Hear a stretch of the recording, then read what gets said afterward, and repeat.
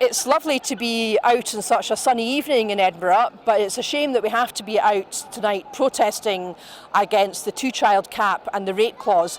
Well more than a year since Alison Thulis, my colleague at Westminster, first spotted it in the small print of a Tory budget. Very glad to see such a huge demonstration today and so many people still coming along 1 year after the rate clause came into force to show their opposition to this vile and despicable policy. The UK government have never been able to justify this policy, and we saw that this week with Esther McVeigh's pathetic attempts to say that the rate clause was somehow double support for women and that gives them some kind of chance to talk about the most appalling and disturbing experience of their life.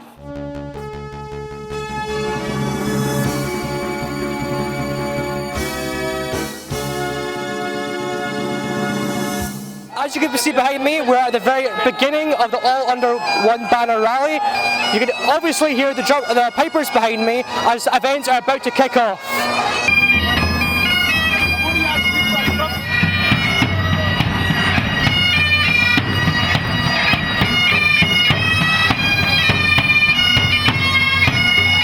It's time to aim high, look resolutely outwards, and never, ever accept second best. Above all, it's time to believe that we can. We can build that better country we know is possible. And friends, we will. If you enjoy watching our programmes, please help us to be Scotland's independent broadcaster by signing up to become a Broadcasting Scotland supporter.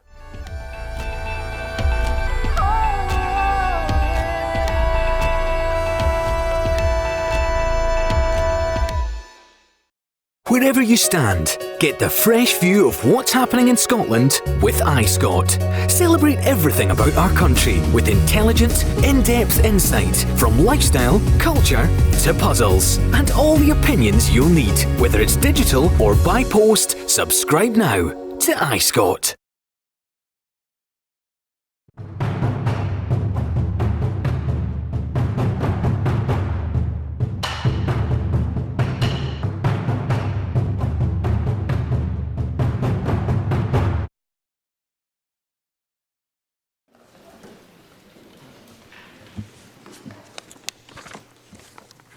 Good morning. We begin this morning with general questions. Our first question is from Alasdair Allan. To ask the Scottish Government whether it will provide an update on how its resilience fund to reduce the risk of ferries breaking down has been spent. Minister Paul Wheelhouse. Since the announcement of the fund in August 2018, this has been used in 23 individual resilience projects across the fleet of vessels that are deployed to provide the Clyde and Hebrides services. This investment should, based on information presented to us, result in a significant improvement to fleet resilience this year. The projects range from upgrades to the full propulsion and bow thruster controls on 4 vessels to a replacement water mist firefighting pump on another vessel. Further upgrades are planned to further reduce the risk of technical failures impacting on service reliability. Alasdair Allan. I thank the Minister for his reply. As he will be aware, ferry services to the Isle of Barra suffered serious disruption last week due to technical problems affecting the MV Isle of Lewis, leaving the community there without a mainland link for far too long.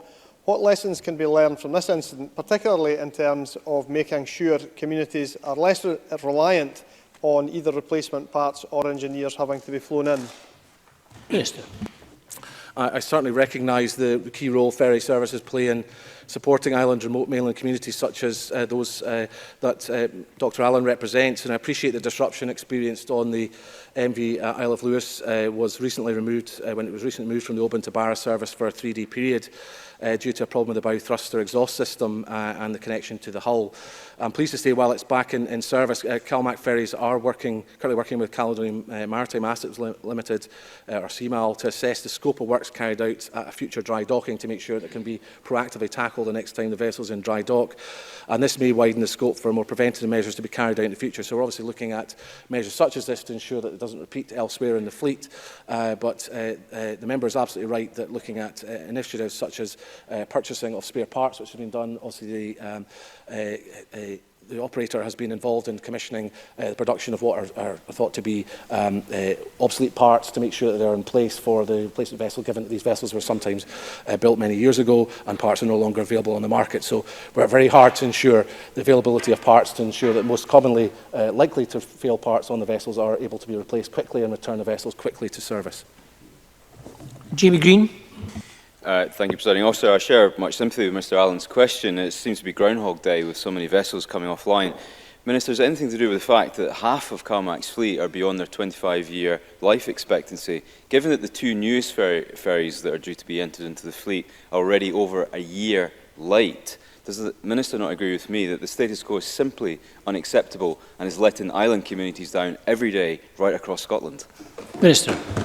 The first thing I would do is accept that clearly the delays to the two vessels, 801 and 822, is greatly disappointing. That's a matter of record. I've put that on record myself, and clearly we are concerned to make sure those vessels are delivered and we can introduce them to the fleet to provide more capacity, which will help enormously without the need to cascade vessels across routes across the Clyde and Hebrides. So that's clearly an objective we all share, I'm sure. But I would challenge in Mr Green's statement his assertion that the community is being let down, what he would appear to be suggesting on a routine basis. Now, I acknowledge there have been difficulties, and Mr Green can complain from a sedentary position, but I'm trying to respond to his question. The CalMac, let's not forget, has a very good record otherwise. We have high levels of customer satisfaction, despite the issues which I acknowledge have happened in the last year and are not satisfactory, and we need to address them. I'm not running away from that issue. But let's not detract from the fact that, generally speaking, CalMac delivers a good service to its communities. It's recognised as a lifeline service. The staff work very hard on behalf of the communities they serve. And I think I would just ask Mr Green to reflect on the tone of his question. But I do accept there are issues to be redressed. And Rhoda Grant. Just further to the reply from the Minister when he talked about cascading ferries through the different routes.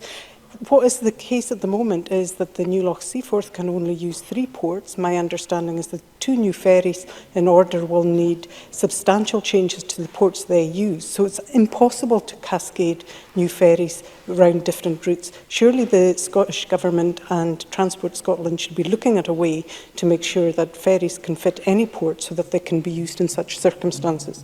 Minister. Well, actually, at the heart of Rhoda Grant's point, there is a genuine point that she's raising there, which we acknowledge. Clearly, historically, vessels have been designed for specific routes, and perhaps not enough thought put into how they could be interchangeable across the network. Clearly, there are some local conditions, which in terms of the depth of water, in terms of the harbour approaches, and indeed the orientation of the berths, which are limiting factors in the use of vessels, and not least larger vessels cannot navigate in tightly confined spaces, as I'm sure the member would acknowledge. But we are taking that forward in terms of how we look at the vessel replacement and deployment plan, how we can work with CalMac and CMAL to try and develop greater resilience designed in from the start in terms of the interchangeability of vessels across the network. That cannot be done overnight, of course. I'm sure Rhoda Grant would acknowledge that, but it's certainly something we recognise and will try and address.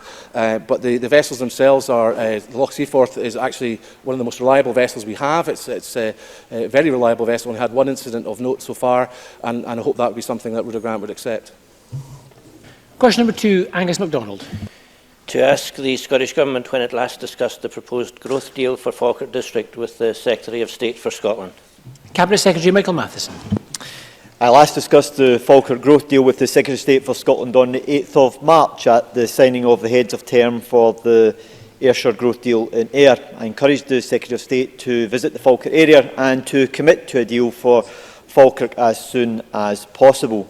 The Secretary of State visited Falkirk and met with a number of partners involved in the Falkirk deal proposal on the 17th of April. However, regrettably, the UK Government has yet to formally commit to a deal. Angus MacDonald. Thank the Cabinet Secretary for his reply. I'm aware that the Leader of the Council in Falkirk, along with other members of the Local Economic Partnership, met with the Secretary of State last week and impressed upon him that any future growth deal for Falkirk District would not just be a local deal, but also a national deal, given the significant contribution Grangemouth makes to the Scottish economy. Given that the gross value added in the Falkirk area in 2018 was £3.3 billion, which was 2% of total national output, does the Cabinet Secretary agree with me that, given Falkirk District's large manufacturing sector is forecast to be a key contributor to future economic growth, there is no time to waste in setting up a Falkirk growth deal, and sooner rather than later? Very Secretary. Presiding Officer, I do agree with the member. There is a need for us to press ahead with a Falkirk growth deal, given the very significant contribution it makes, not just to the regional economy, but to the national economy of Scotland. And I will continue to press the UK Government to commit to a Falkirk growth deal, and will of course continue to highlight what I believe is the huge potential benefits of a growth deal to the Falkirk area and beyond when I next meet with the Secretary of State. As a member will be aware, the Scottish Government has a very clear commitment to achieving 100% coverage of Scotland with growth deals, which will deliver real benefit to local communities in the form of new jobs and the wider economic opportunities that will drive. And I'll certainly continue to press the UK Government to match our commitment to ensuring that we have 100% coverage of growth deals, including within the Falkirk Council area. Question number 3, Rhoda Grant. To ask the Scottish Government what discussions it has had with Highlands and Islands Airports Limited regarding the incident on 5th April 2019 when a plane left Kirkwall Airport without air traffic control clearance. Cabinet Secretary Michael Matheson. Loganair and Highal advised us that an aircraft left Kirkwall on the 5th of April without ATC services which being provided, even though the request to start the engines was made before the airport closed. To avoid inconveniencing passengers, a decision was made by Loganair and the captain in agreement with Highal management to depart without ATC provision, but that the airport fire service was in attendance, having satisfied themselves that it was safe to do so. The flight operated normally with ATC cover after departing Kirkwall. Operating at airports without ATC cover is not uncommon for Loganair's pilots, but it is uncommon at Kirkwall, which is why Loganair notified the Civil Aviation Authority. Rhoda Grant. It's extremely concerning that this flight left Kirkwall without air traffic control cover. And if the argument is that that caused no danger, it begs the question, why does the Civil Aviation Authority demand air traffic control presence at all? Can the Cabinet Secretary give me an assurance today that this will never happen again and that people will not be put at risk in this way? Cabinet Secretary. Presiding Officer, ATC cover at Kirkwall Airport is not part of its licensing provision. Fire cover is part of its licensing provisions in order to comply with Civil Aviation Authority regulations. The member will recognise that there is actually a standard set of regulations for undertaking a flight of this nature where ATC cover is not required, and on this occasion Highal and Loganair have gone through that procedure and applied it in this particular flight and have reported it, as they are due to do, to the Civil Aviation Authority to consider that they have applied all the appropriate regulations for dealing with these matters. Question number 4, Angela Constance. Thank you, Presiding Officer. To ask the Scottish Government how it supports research into and the treatment of endometriosis. Minister Claire Hockey. The Scottish Government's Chief Scientist Office, CSO, is providing £162,000 for a preliminary study on laparoscopic treatment of endometriosis. This is to pave the way for a larger study into the safety and effectiveness of the treatment. CSO also contributes financially to UK-wide research programmes run by the National Institute for Health Research, enabling researchers in Scotland to apply to those programmes. A £1.7 million NIHR-funded study, led from Scotland, is looking at a hormone treatment to prevent recurrence of endometriosis. 3 specialist endometriosis treatment centres have been established in Edinburgh, Aberdeen and Glasgow, with the Glasgow Treatment Centre opening this month. Angela Constance. Thank you. I'm grateful to the Minister for that answer. I wonder if the Minister would commit to working with Endo Warriors, West Lothian in my constituency, and indeed others, to develop a Scottish National Action Plan and a database for endometriosis care, thus providing a platform for improving further awareness and understanding, and actually crucially treatment of and research into endometriosis, particularly given that 1 in 10 women suffer from this debilitating condition and those that have associated chronic pelvic pain. Thank you. Minister.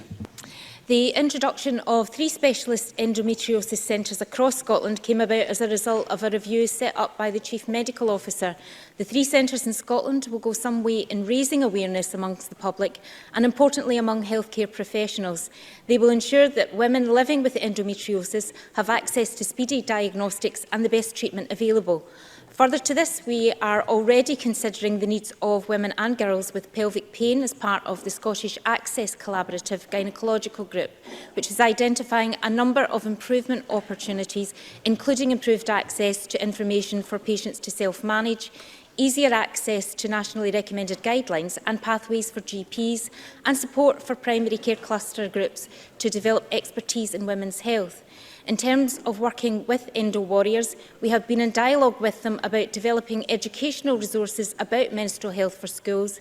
Education Scotland has offered to review these resources and consider this for inclusion in the National Improvement Hub, which all schools can access and distribute to pupils. And both founders of Endo Warriors West Lothian, Candice Mackenzie and Claire Beattie, are to be congratulated on the work that they are doing in this area. Monica Lennon. Presiding Officer, endometriosis can have a detrimental impact on mental health, which the Minister touched on. Can the Minister advise what psychological support services are available to women with endometriosis and how much funding is available for this support? Minister. So there are various toolkits being developed following the NICE guidelines that were launched in the UK, as well as other educational resources, including e-learning. With regards to specific psychological support, I would be happy to come back to the member with that information.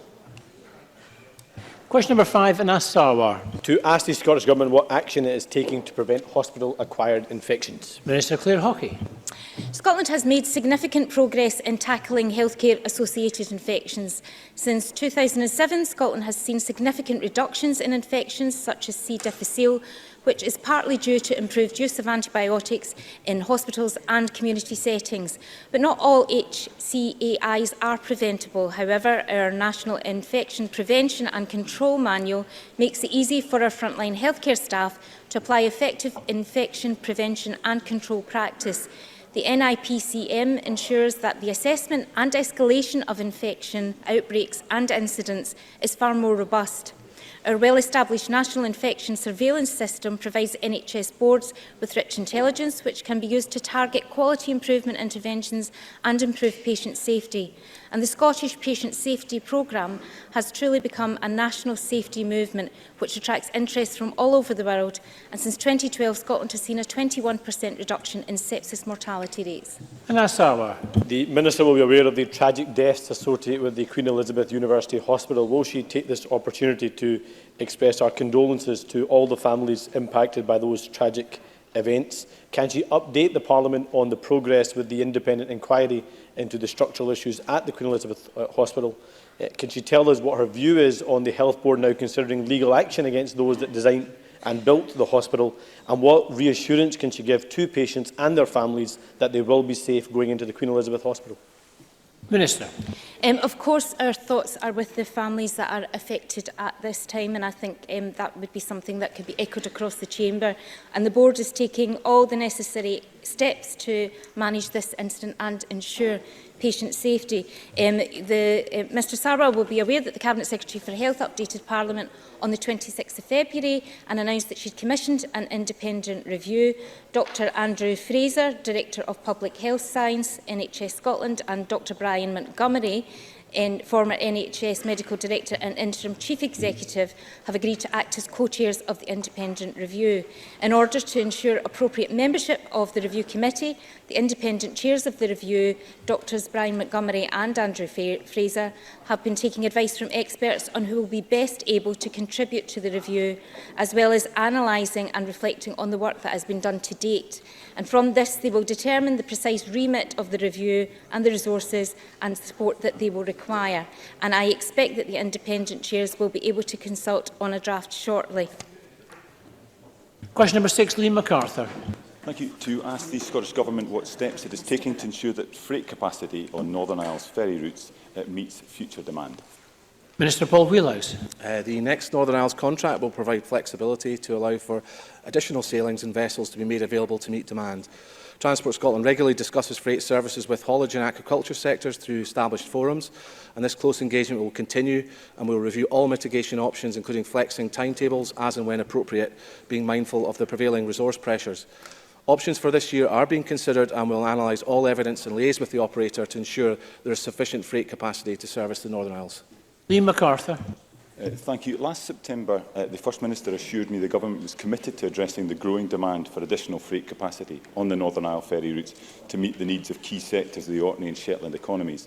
Through freedom of information, we now know that CMAL proposed to purchase a long-term charter of the Clipper Ranger to meet that need, operating for 4 to 5 months on the Northern Isles routes, 2 months on Ullapool Stornoway, and also provided much-needed dry dock cover and resilience on the Northern Isles services.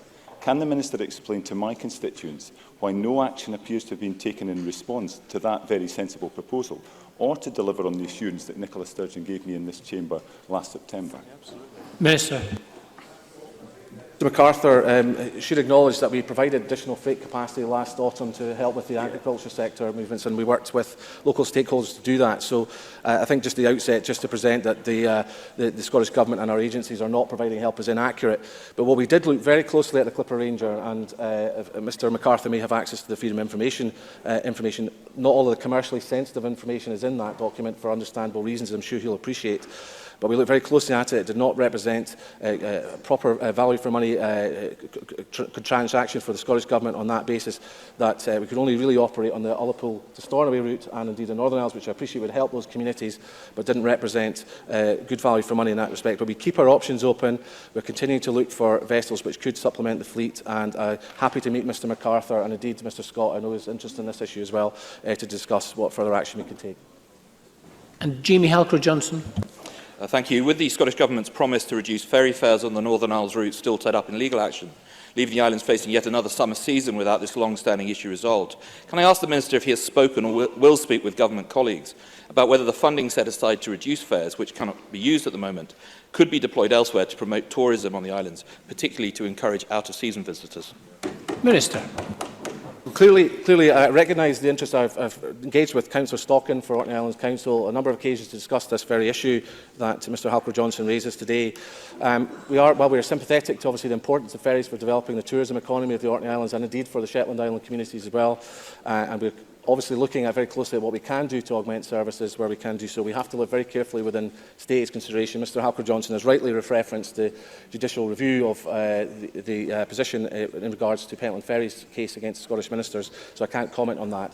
But what I will give an undertaking that we have committed to RET and we will deliver that if we're able to do so. Thank you very much, and that concludes general questions. We're going to turn now to First Minister's questions. Question number 1 from Jackson Carlow. Presiding officer, just before recess, I tackled the First Minister about the subject choice crisis in Scotland's schools, and her response was one of denial. Yet this week, Reform Scotland published a report spelling out that previously most pupils could study up to 8 subjects at S4. Now, under Curriculum for Excellence, in most cases that is only 6. Does the First Minister still refuse to accept that this is a problem? First Minister. I've read the Reform Scotland study that was published this week. It looks, as much of the work on this topic does, it looks at S4. As Jackson Carlow knows, the senior phase in school doesn't just consist of S4, it lasts for 3 years. And what matters is the qualifications and awards that pupils leave school with, not just those that they study at S4. And what we see is the percentage of pupils getting qualifications at level 5 or above is up. The percentage leaving with hires is up. Back in 2009, the percentage of pupils getting 5 hires or more was 22%. Last year, that was more than 30%. We see the attainment gap between rich and poor in hires at an all-time low. We see a record number of school leavers now in higher education. We see school leavers from the most deprived areas in higher education up 8 percentage points since a decade ago. So on the day that school pupils across the country start sitting their exams, I think we should be paying tribute to the excellent work that they're doing. Jackson Carlow. First Minister, what also matters is the breadth as well as the depth of education. and the choices available to pupils. Yesterday, the Education Committee were told that the problem is curriculum for excellence. Guidance was issued. It proved so confusing that in 2016 it was reissued, but it's still a mess. So it now seems like that the Scottish Government will have to redraft it yet again. Third time lucky, perhaps. But with witnesses to the Education Committee saying yesterday that a mid-term review as recommended back in 2015 was necessary, then noted that Education Scotland has, and I quote, other priorities, and that they're getting round to it. First Minister, doesn't that just sum up this government? First Minister. Education Scotland is working on reducing bureaucracy, tackling unnecessary workload for teachers, something that I think Jackson Carlaw has asked us to do in the past. So Education Scotland getting on with the job. Jackson Carlaw is to some extent right here when he says it's about the choices young people have and the breadth of education. That's all that Curriculum for Excellence, that of course is what Curriculum for Excellence is designed to do, but it's about choice and breadth across the entirety of the senior phase, not in 1 year of the senior phase alone. And the problem with Jackson Carlaw's analysis here is that the outcomes from education that we are seeing, which I've just cited to the Chamber, do not bear that out. We see more young people leaving school with qualifications. The numbers leaving school with 5 hires or more has gone up, and we actually now see record numbers in higher education, including record numbers from deprived areas. So I will be the first to concede that we've got more work to do. That's why we're getting on to do it. But the evidence that I've just read out says that young people in our schools, in our education system, are performing well, and they and their teachers should be congratulated for it. Jackson Carlaw. First Minister, the evidence suggests you're not the first to concede it, you're the last to concede it.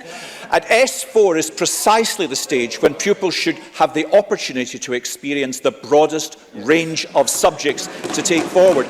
We were once famed around the world for our breadth of education. Now Curriculum for Excellence is narrowing horizons. But it gets worse, because yesterday we learned Curriculum for Excellence is so confusing, and with too few teachers, pupils at different levels are being taught together, not just at National 4 and 5, but at higher too. So in consequence, a 14-year-old and even an 18-year-old, could be being taught in the same classroom. I don't think that is appropriate. Does the First Minister? First Minister.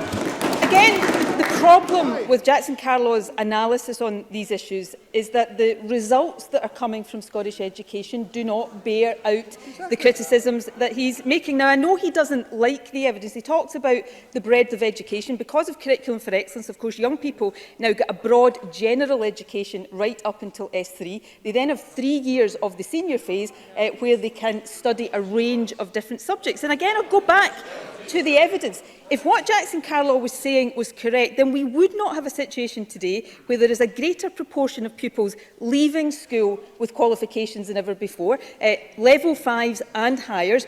We wouldn't have a situation where the proportion of young people leaving school with 5 hires or more has actually gone up significantly over the past number of years, and we wouldn't have a situation where there are a record number of young people going into positive destinations, including record numbers going into higher education. So those are the results of our education system, and they simply do not bear out the analysis that Jackson Carlaw is bringing to this chamber. Those are the facts.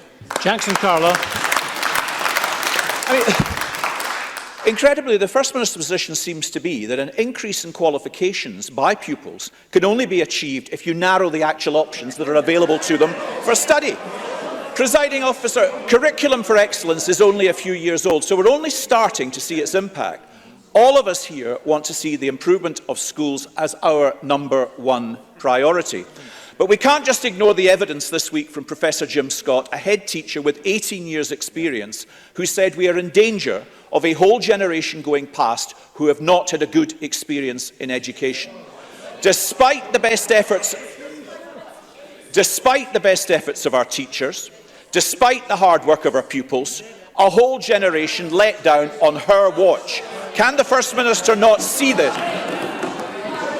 Can the First Minister not see this for the failure of her government that it is? First Minister.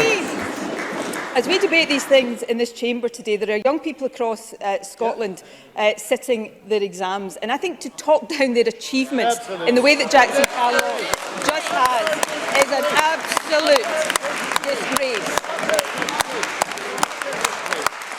We have a situation where there are more vocational awards that young people can sit right now to make sure they have the skills they need for the workplace. And again, Jackson Carlow, I note that he hasn't taken on any of the facts that I have cited to him. More young people leaving school with qualifications. He says, oh yeah, but that's about a narrowing. And then I point to the fact that there are more young people leaving school with 5 or more hires. Now, why can't Jackson Carlow accept that is an achievement of our young people, their parents and their teachers? We will continue to work to improve Scottish education, but as we do so, we will pay tribute to the great work teachers and pupils are already doing across the country. Question number 2, Richard Leonard. Presiding Officer, this morning it has been reported that the number of emergency food parcels handed out by food banks in Scotland over the last year has risen again. The shocking fact is that more and more children in Scotland are growing up in poverty. The Scottish Government has said that it does not plan to introduce an income supplement to help the poorest families in Scotland until 2022, but wants another independence referendum before 2021. First Minister, what does that say about your priorities? First Minister. What it says about my priorities is I want the powers in this Parliament to tackle child poverty. I'm not sure. I am not sure what it says about Richard Leonard's priorities that he wants to leave those powers in the hands of the Conservatives. Now, let me turn. First Minister, can I just ask everybody, please, to keep the noise down? We were just talking a few minutes ago about the lessons that young people might learn. Can you please set an example to those young people? First Minister. On the income supplement, we will bring forward our plans in June, and I'm sure Parliament will scrutinise those carefully. But let's look at the Trussell Trust report this morning. The rise in food bank use is utterly unacceptable. But let's look at what the Trust's operations manager in Scotland says about it. The benefit system is supposed to protect us all from being swept into poverty. Universal credit should be part of the solution, but currently it's the 5-week wait that is leaving many people without enough money to cover the basics. As a priority, we are urging the Government to end the wait for universal credit. Universal credit is the responsibility of the UK Government. So the question for Richard Leonard is, will he join with Labour in Wales this morning? Because what they've said in response to the Trussell Trust report is not that it's the fault of the Labour Government in Wales. What they've said is the problem is universal credit, and that's what's got to change. Will Richard Leonard agree with that now? Richard Leonard.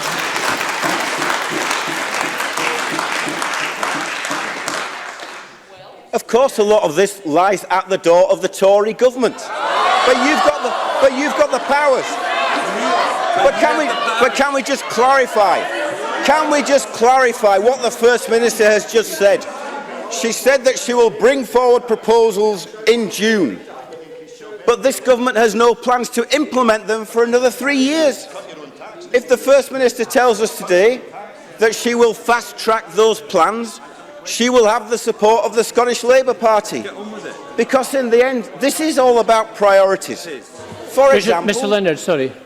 Would Derek Mackay and Colin Smith please stop talking to each other across the aisle? And other members similarly. Richard Leonard. This is a matter of priorities.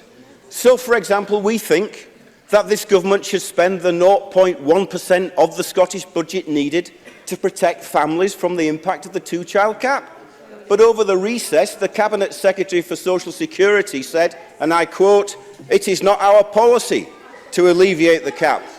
So can the First Minister explain why that is the choice that she is making? First Minister.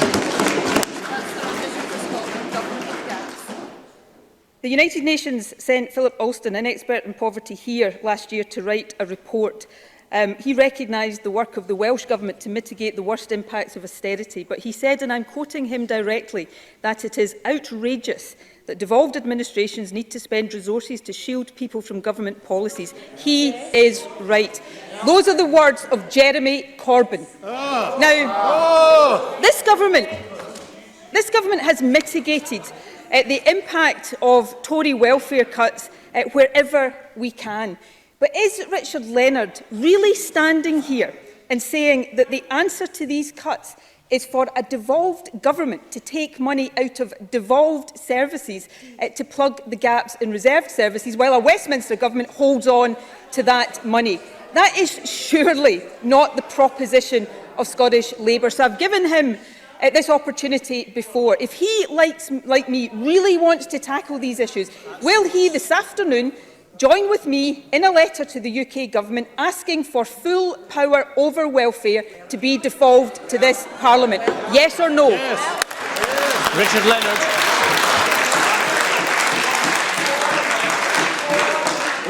Well, given your track record, you would probably hand those powers back. First Minister, you do have the powers to protect families from the cap. And you do have the powers to fast-track an income supplement, but you choose not to use them. Exactly. You choose instead to talk about the Constitution. You choose to play to your party base. You choose to argue for a referendum that Scotland does not want. In fact, since you became First Minister, you have pledged to call another independence referendum twice. And in that time, at least 750,000 food parcels have been handed out to families in Scotland. So, First Minister, isn't it the case, when it comes to a choice between protecting the poor and protecting your party, you always put your party first? First Minister. Well, I have to say this. If Richard Leonard cannot see the relationship between the Constitution, the powers we have in this Parliament, and Tory welfare cuts that are pushing children into poverty, then Richard Leonard doesn't deserve ever to be in government in Scotland. So we will continue to do everything we can to mitigate the impact of these policies. We will bring forward policies of our own to lift children out of poverty. But unlike Richard Leonard and the Labour Party, we will argue for those powers to lie in this Parliament, not in the hands of the Tories. And as long as Richard Leonard on the Constitution continues to back the Tories, then the people of Scotland will see him for exactly what he is.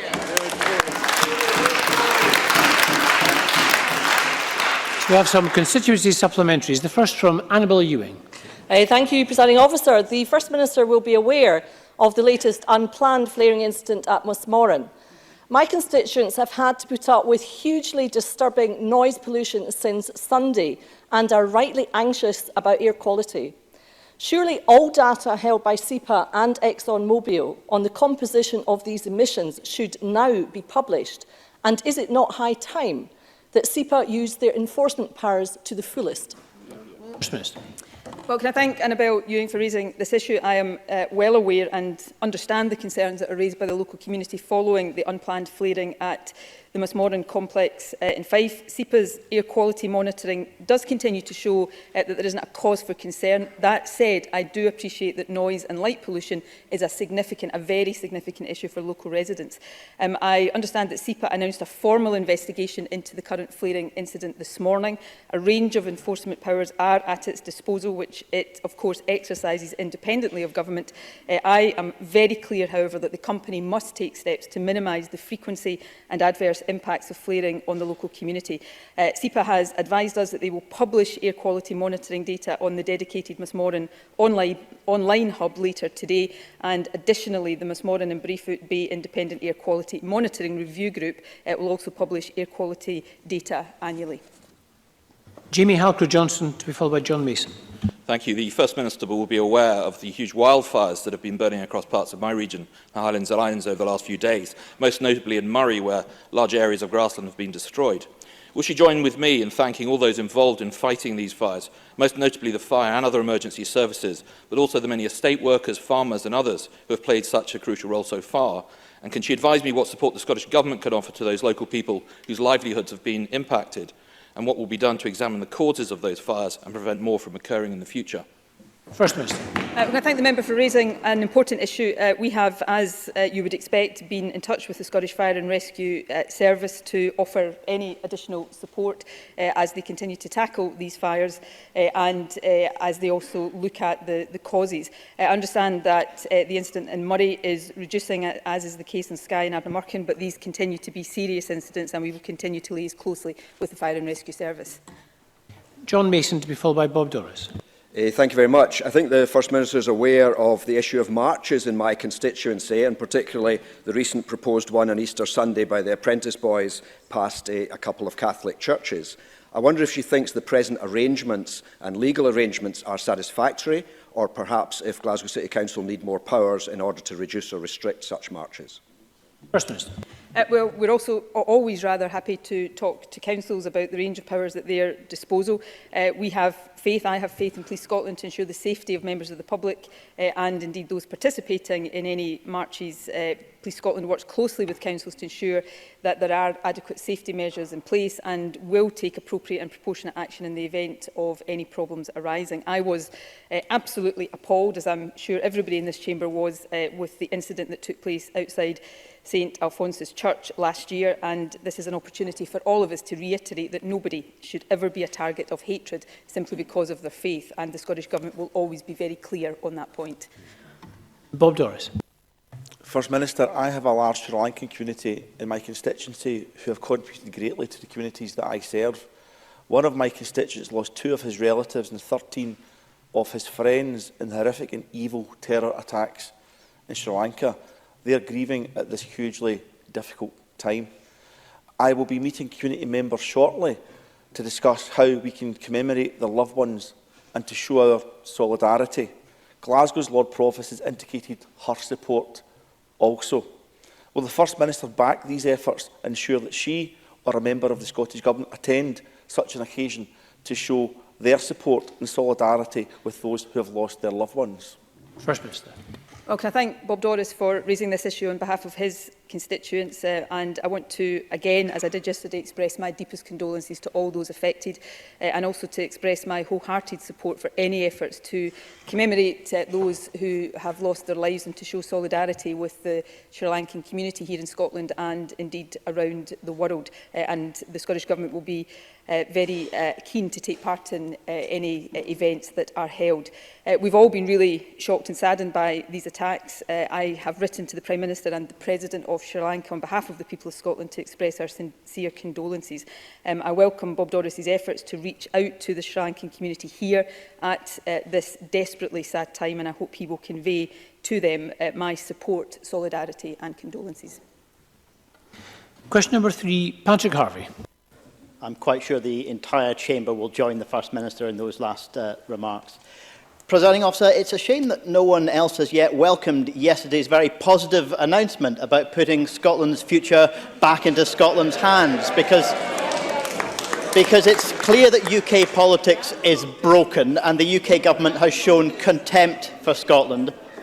So Greens agree that change is needed, and we continue to take the view that independence offers the chance of the new direction that this country badly needs. In that campaign, we'll advocate for the Green New Deal which we proposed in Parliament yesterday and which the government voted for to tackle the climate crisis and inequality together.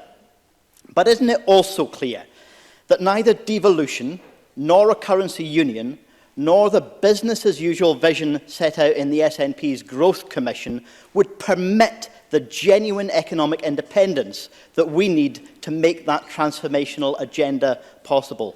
Why should we close off the possibilities that independence offers now of all times? First Minister. Oh, no, I don't agree with that at all, although I certainly welcome Patrick Harvey's comments about my statement yesterday and support for independence. I think it's healthy that there are a range of parties backing independence, putting forward a range of views. The essence of independence is we decide these issues for ourselves. And my party conference, as some have noticed, will meet at the weekend, and we'll have a very positive debate about how independence will allow us to emulate the success of other small independent countries and become more prosperous and fairer as a result. And I think the big question, particularly for the unionist parties in this chamber, is this. Given, in particular, the price that Scotland is paying right now for being governed by Westminster, why shouldn't Scotland be independent? Independence is normal. 12 of the countries in the EU that have more influence over our future right now than we do are the same size or smaller than Scotland. Nobody is going to force them out of the EU against their will, and nobody should force Scotland out of the EU against our will. The sooner Scotland is an equal, normal, independent country, the better for all of us. Patrick Harvey.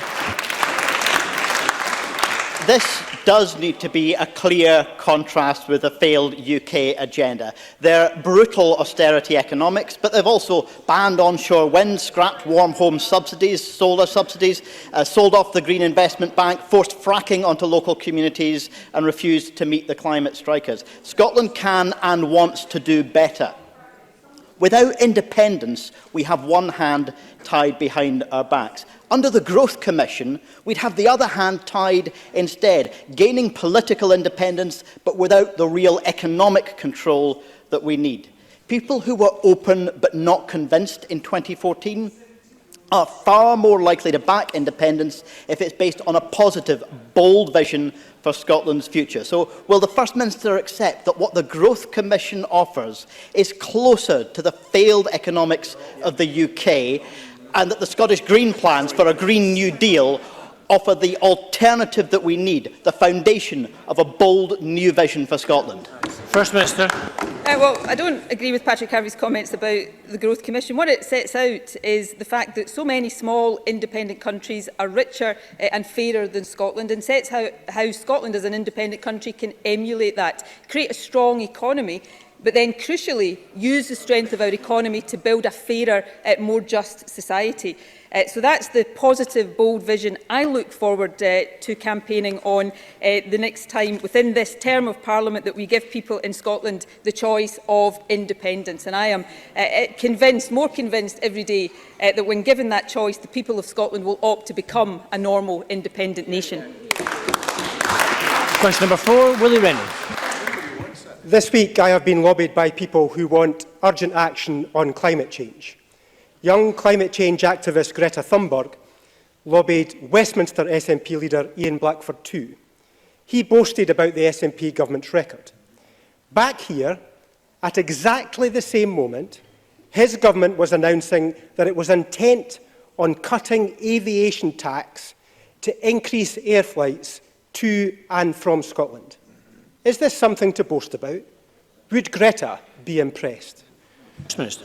Unlike, I think, most other countries, we take account of all aviation emissions in our climate change targets. So to meet those climate change targets, we have to reduce across all areas of emissions. But Willie Rennie says that we boast about Scotland's performance. If you look at the UN Framework Convention on Climate Change, former Executive Secretary, this is what she said just in February. Scotland has already been at the forefront of climate action, and this bill, the bill that is currently before Parliament, confirms that status as a world leader. So that's what the world says about Scotland on climate change. The chair of the IPCC, who was in Edinburgh just shortly, said, and I'm quoting, he is impressed with the Scottish Government's climate change plan and pleased to see it is based on science. So Scotland is a world leader. Our current plans would see us become carbon neutral by 2050, but we expect, I think, a week today, I'm looking at the Environment Secretary for confirmation, a week today we'll get the updated advice from the Committee on Climate Change, and if that advice says that we can go further or faster, then we will accept that advice, and I think that's something that everybody across this Parliament should warmly welcome. Willie Rennie. I mean, just because she measures it doesn't justify the air tax expansion. I don't think Greta would truly be impressed. When I raised the issue of domestic waste with the First Minister before, she said I was exaggerating. That was before this week's catastrophic report commissioned by the government. It says that inaction from this government means £1 billion will be spent to send Scottish waste to England. That's 87,000 bin lorries sent down the M74. Did she know when our government banned waste to landfill in Scotland, they were just going to dump it in England? Will the First Minister end the planned £250 million tax break for the airline industry and tackle 1 million tonnes of waste? Or will Greta need to come back? First Minister. Just on a point of fact, and for reasons that Willie Rennie knows, so I won't repeat here, the announcement actually from the Minister this week was that the cut in their discount tax wasn't going ahead in the coming year, just so that he doesn't inadvertently give people the wrong impression. On waste, we are working with councils to ensure that we are reducing waste that goes to landfill. But whether it's on climate change, reducing emissions, or in any other aspect of environmental action, this government, not by our own estimations, but this government by the estimations of many across the world, are leading the world, and we should continue to do so. I actually think it is right and proper that other parties in this chamber, that pressure groups and activists put greater pressure on us to do more, and we will continue to do so because we are determined to continue to be the world leader and take the action that the next generation wants to see. We have some further supplementaries. The first from Anas Sarwar, to be followed by Gil Patterson. Anas Sarwar. Thank you, Presiding Officer. Today we welcome officers of the All-Party Parliamentary Group on British Muslims, Baroness Saida Warsi and West Riding MP, to the Scottish Parliament. Their landmark Islamophobia Defined report, which I, as Chair of the CPG on Tackling Islamophobia, and our Secretary, Professor Peter Hopkins, who has 10 years of extensive research on Islamophobia in Scotland, contributed to. That definition has been adopted by hundreds of organisations, academics and communities across the country. While the UK Government continues to dodge and dither on this issue, we have a chance to show leadership here in Scotland. So today I hope that it will be adopted by organisations in Scotland, all Scottish political parties and, crucially, by the Scottish Government. Will the First Minister make that commitment today, so we can focus not on whether Islamophobia exists, not on what it means and how it manifests itself, but we as policymakers can focus on what we do to challenge and defeat it?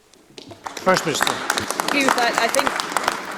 I think all organisations should sign up to the accepted definition on Islamophobia, as I believe also on the accepted definition of anti-Semitism. And I certainly am happy to update on the Scottish Government's position. I certainly would want to see the Scottish Government do that as well. I would also take the opportunity to welcome members of the all-party group to the Scottish Parliament today and commend the work that Anna Sarwar, the work that my own colleague Hamza Yousaf has done in tackling Islamophobia. But to say this, that it should not be down to the Muslim members of this Parliament to lead that fight on their own. Every single one of us should be shoulder to shoulder with every Muslim across our country in tackling Islamophobia. And as First Minister, I am more than prepared to lead from the front in that battle. Gil Patterson, to be followed by Monica Lennon. Many thanks, Presiding Officer. First Minister, I'm sure you'll be aware of the UNICEF report just published that suggests that a large number of children are not being immunised against measles in the United Kingdom. Is this something that the Scottish Government is considering, and is this having any impact in Scotland, and if so, what action is being taken? First Minister. The statistics that have been published today by UNICEF are taken from the World Health Organization analysis of measles and rubella data at a UK level.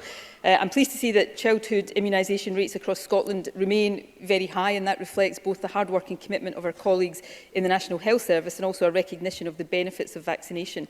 I think it's worth noting that uptake of the first dose of the MMR vaccine in children up to age 5 is 96.6%.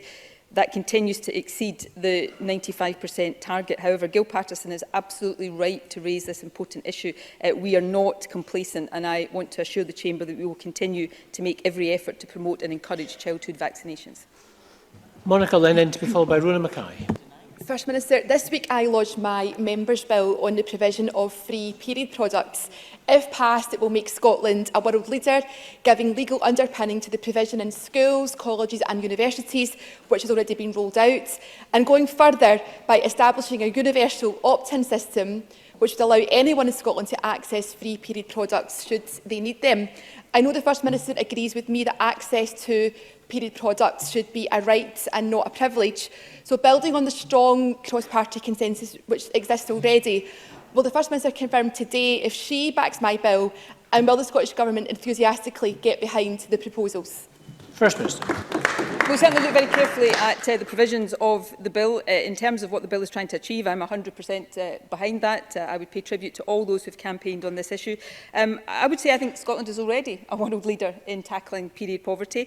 We already have free sanitary products available in schools, colleges and universities. We see a growing number of private sector organisations following suit. And while I think Monica Lennon is to be commended for bringing forward the bill, I don't think we should wait for legislation to encourage all organisations, all companies to do what we have already done in government, lead from the front and make sure that no person has to go without sanitary products that they can't afford. Free access should be absolutely the norm everywhere in Scotland. And Rhoda Mackay. Thank you, Presiding Officer. In the year since the Parliament unanimously passed the Social Security Bill, what progress has been made in establishing Scotland's newest public service? First Minister. Well, of course, it is a year since the Social Security Bill was passed. I can tell the Chamber today that in that year, almost £200 million has been paid out to almost 80,000 people across the country. There are carers who have extra money in their pockets because of our carers allowance supplement. There are low-income families now getting the Best Start grant. I think, the Social Security Minister will correct me if I'm about to get this figure wrong, but I think in the early days of the Best Start grant, we paid out something like 4 times the amount of money that had been paid out under the previous system controlled by the Westminster Government. So this is an amazing success. There is much, much more to do, but I would like to, at this stage, to pay tribute to all those who have worked so hard to create the new Social Security Agency and make sure we've made such a positive start to putting fairness and dignity at the heart of social security in Scotland. Question number 5, Stuart McMillan. Thank you, Presiding Officer. To ask the First Minister what assistance will be provided to help the mental health of school pupils. First Minister. Our 2018 programme for government set out a £250 million package of measures to support positive mental health and prevent ill health. As part of this, we're committed to the creation of school counsellors in every secondary school with availability to local primary and special schools across the country. To ensure that commitment is met in full by September next year, we're providing around £27 million in the first 2 years of implementation. That will support the delivery and employment of counsellors to ensure that school pupils get the mental health support that they need. School counselling will enhance the work that schools already do to support children and young people to learn about mental well-being through Curriculum for Excellence. Stuart McMillan. I thank the First Minister for that reply, and as the First Minister will know, the exam season is now upon us, and can ask the First Minister if she shares my welcome of SAMH's excellent Testing Times campaign. And she'll be aware that SAMH have produced a range of tips for young people on how to prepare for exams and also how they manage the anxieties that they can actually bring. Does the First Minister agree with me that any young person who does feel worried or under pressure should not suffer in silence and should not be afraid to seek support? First Minister.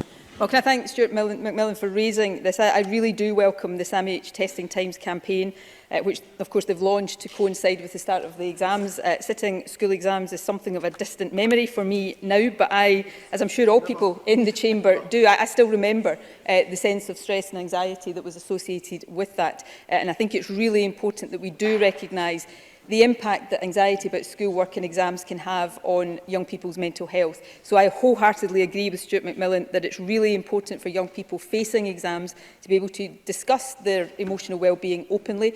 If they're concerned or upset, they should speak with teachers, with parents, carers or peers. All schools should help young people to develop resilience and personal coping skills and should have measures in place to support young people. So I would like to thank SAMH for the advice that they have made available, and again, as I've done already this morning, take the opportunity to wish pupils who are completing assignments or taking exams the very best of luck over the next few weeks. Daniel Johnson. Thank you, Presiding Officer. Neurodevelopmental disorders are a very significant component of the mental health issues in our schools. Groups representing children with dyslexia, ADHD, autism and others regularly call for NDDs to be a mandatory component of initial teacher education and ongoing CPD. So can the First Minister outline how her government will ensure that all teachers are trained in teaching children with neurodevelopmental disorders? And I'd like to remind the Chamber of my own diagnosis. First Minister.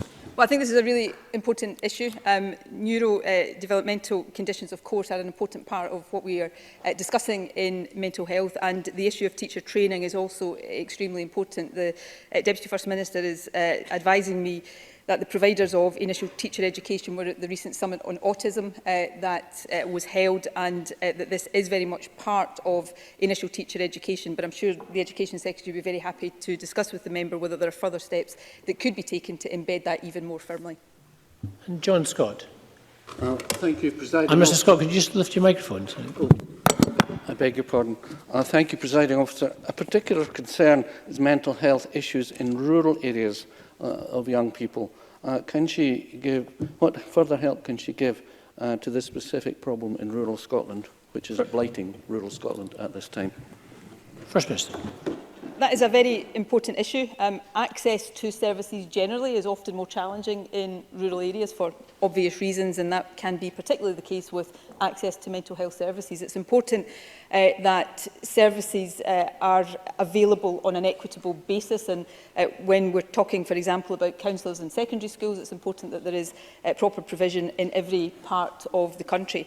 NHS 24, of course, some of the online services and digital services that they make available, I think are specifically helpful for people in rural areas who perhaps find it more difficult to access physical services. But I want to give an assurance that access to services for those in rural areas is a core part of the planning that the National Health Service does and other agencies do generally in terms of making sure that there is that equity of access. And question number 6, Liz Smith. Thank you. To ask the First Minister what measures the Scottish Government will put in place to reverse the reported decline in subject choice in secondary schools. First Minister.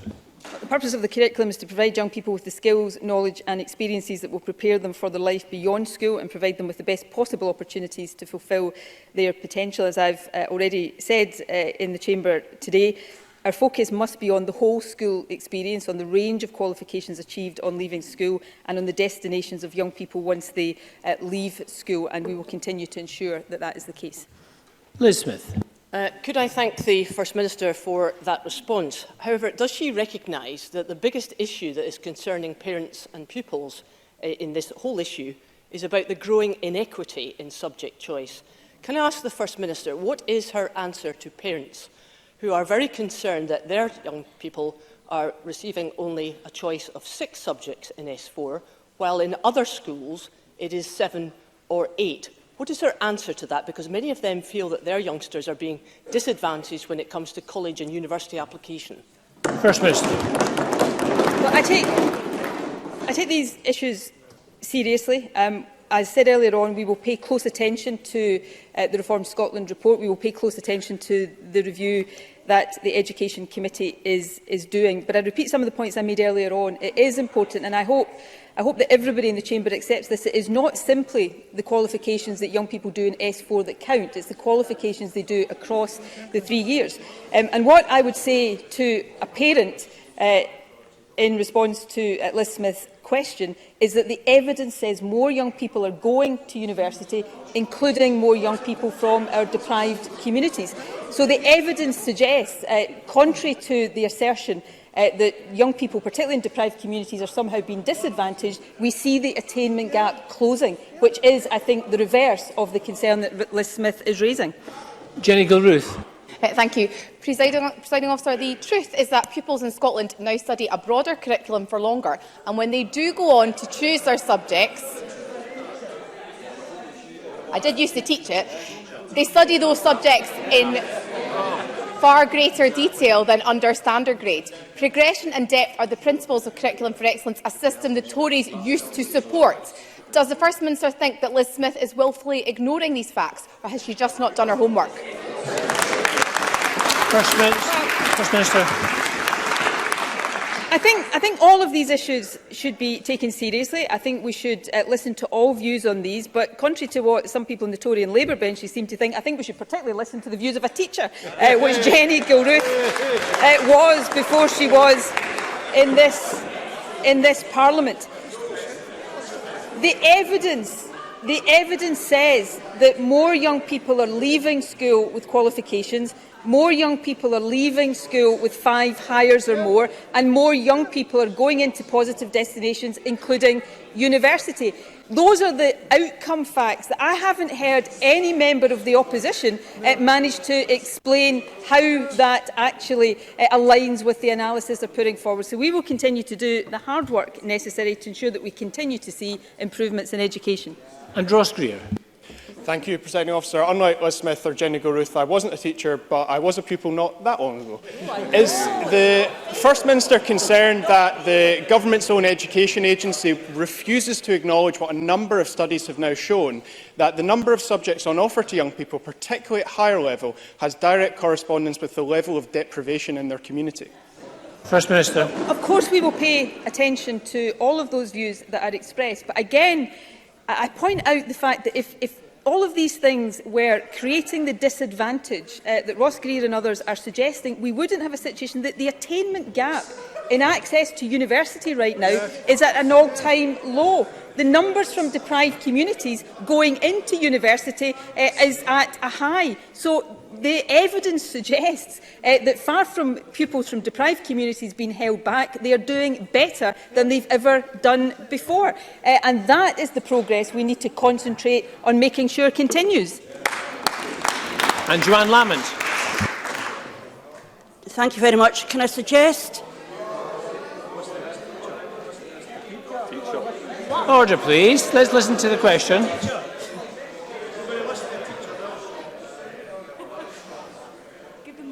Pay attention, please. Joanne Lamont. Thank you. It wouldn't have happened back in the day, I can tell you that. I may not be a teacher now. I'm not longer a parent of young children. I suggest the First Minister listens to teachers, to parents and to the evidence from the experts that are telling us currently the system is more unequal than it was before, and that they are disturbed that the evidence is suggesting that the poorest, most disadvantaged young people in our communities are more disadvantaged than they were before. I urge her to look to the evidence and then address that question. First Minister.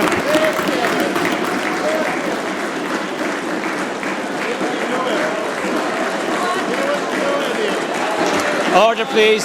Order. That's enough. We will. First Minister. We'll listen to views and evidence from wherever it comes. But what I say this in all seriousness to Joanne Lamont, what I will not ignore and what nobody should ignore are the results of our education system. And the fact of the matter is we now have a record number of school leavers in higher education. School leavers from the most deprived areas in higher education are up 8 percentage points since a decade ago. And overall, the numbers in university from deprived areas is at a record high. So the evidence does not bear out the fact that the attainment, the inequality gap is growing. On the contrary, all of the evidence shows that that gap is narrowing. And everything we do in government, everything we do in our education system will be designed to ensure that that gap continues to narrow, because that is what all of us should be focused on. Thank you very much. And that concludes the First Minister's questions. We're going to move on shortly to members' business in the name of Bill Kidd on International Workers' Memorial Day 2019.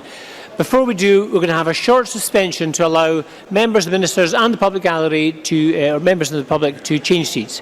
A short suspension.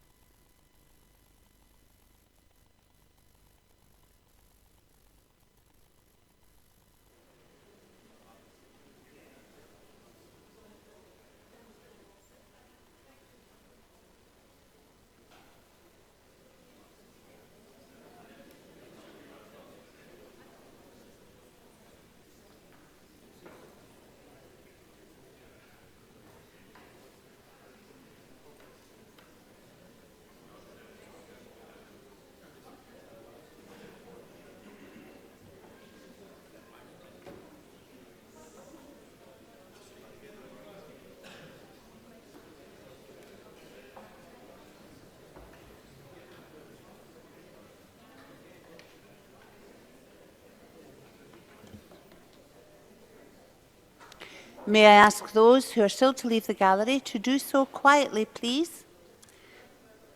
Quietly, please.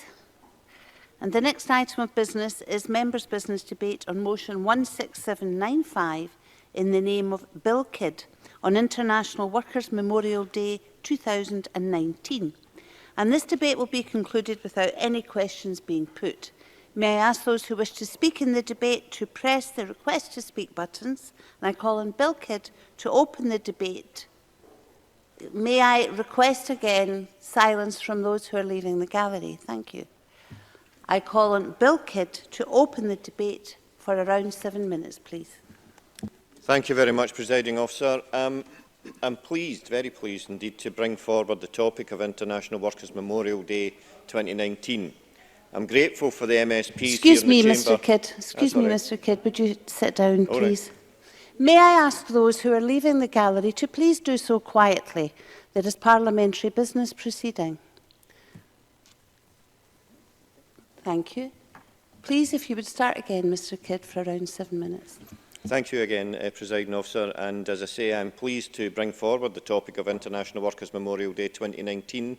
I'm grateful for MSPs here in the Chamber, for those who are going to be participating and those with showing an interest.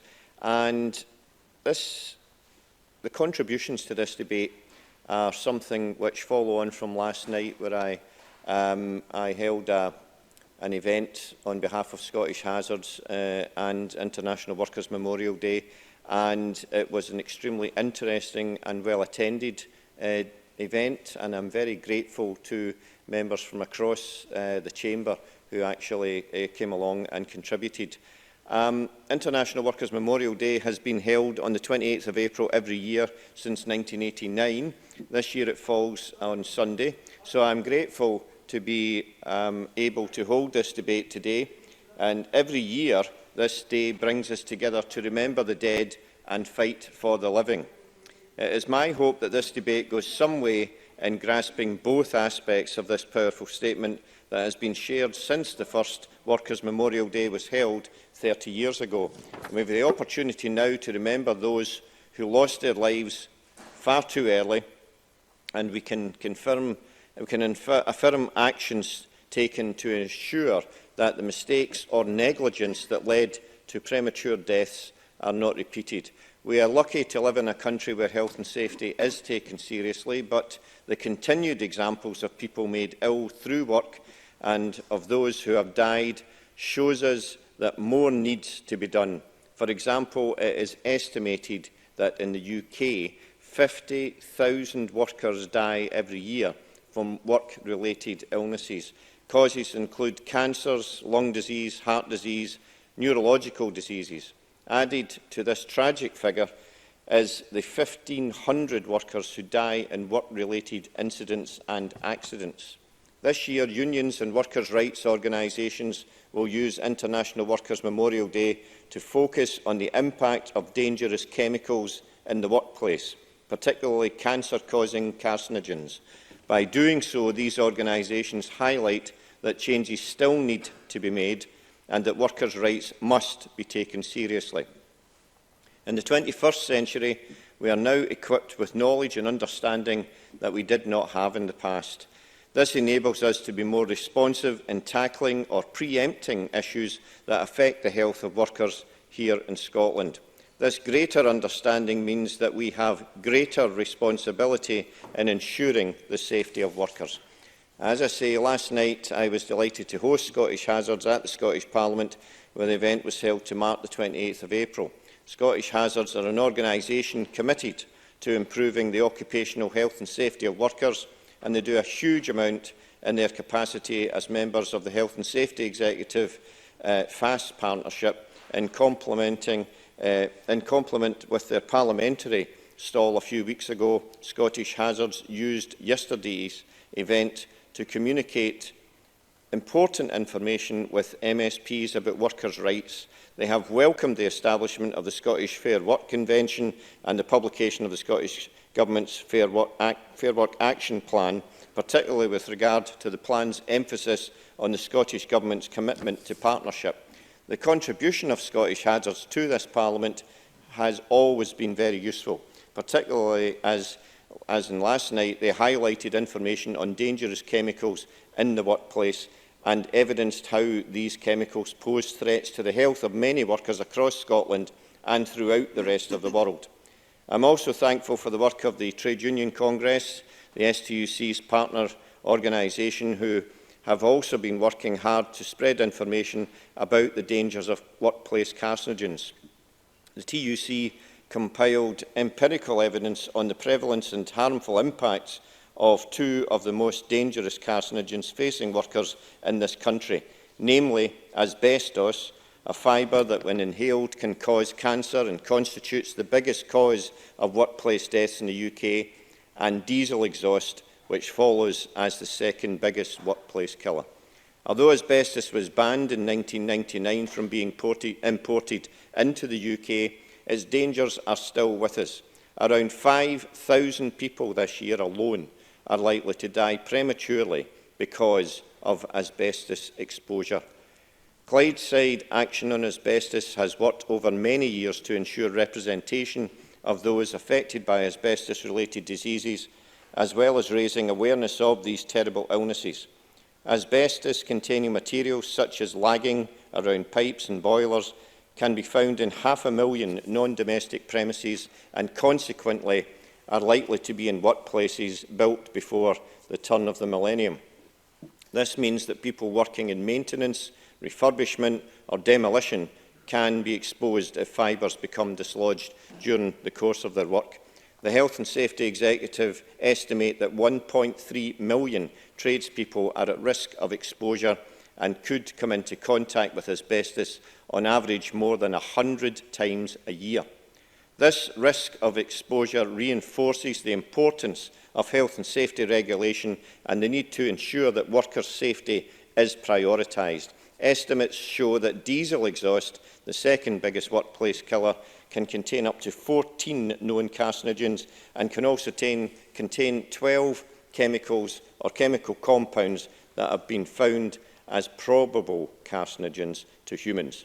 These chemicals can be inhaled in the form of gases or tiny dust particles, and diesel exhaust is produced not only by motor vehicles, but is also produced anywhere there is a diesel engine, such as from a generator or pump. Those most at risk include professional drivers and those who work in warehouses, garages, construction, seafaring, underground and maintenance. Workers who are regularly exposed to diesel exhaust fumes can be 40% more likely to develop lung cancer. Conservative estimates show that prolonged exposure is responsible for 800 cases of bladder and lung cancer a year in the UK, and this leads to up to 650 deaths a year. Inhalation of fumes can also worsen respiratory diseases such as bronchitis or may aggravate existing heart disease. The issues I've focused on are ones that we know to be highly relevant to Scotland and indeed to the rest of the UK. Across the world, however, the United Nations estimates that more people are killed in work-related incidents and illness than by war. Imagine the headlines we would see if the same amount of people were dying from a catastrophe or a war. The sobering reality is that these premature deaths could and can be avoided with the enforcement of better safety standards. And we owe it to the families and friends of those who have lost their lives due to their work to recognise International Workers' Memorial Day, and we must continue to remember the dead, learn lessons and take part in the fight for the living. Thank you very much.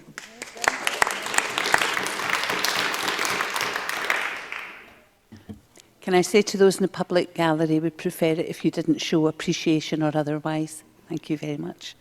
And we move on to the open debate. We're really pushed for time, so no more than 4-minute speeches, please. Brian Whittle, followed by Fulton McGregor. Thank you, Deputy Presiding Officer. Can I thank Bill Kidd for bringing this debate to the Chamber and also for hosting the event last night. Going to work every day, spending a working day in a safe environment and coming home every day seems a pretty reasonable request to me. Requiring employers to ensure the safety of the workforce and in a working environment, again seems a reasonable ask. Apart from anything else, looking after your staff is to the benefit of the company performance. Now, I attended the International Memorial Workers' Day last night and listened to the discussions around the table. I've got to say it was a real eye-opener. Of course, we all know there are employers out there who cut corners and put their employees at risk for profit. False economy, in my view, but to hear the scale of workplace injury and death, it was quite disconcerting. And health and safety work, in my view, has undoubtedly improved, but while listening to the presentations, on the screens that were there appeared an incident where a worker died on the Alasdair site in 2002. I worked there in the mid-80s, and we were discussing the dangerous chemicals. Now, my job back then was to test explosives. I've had an interesting life.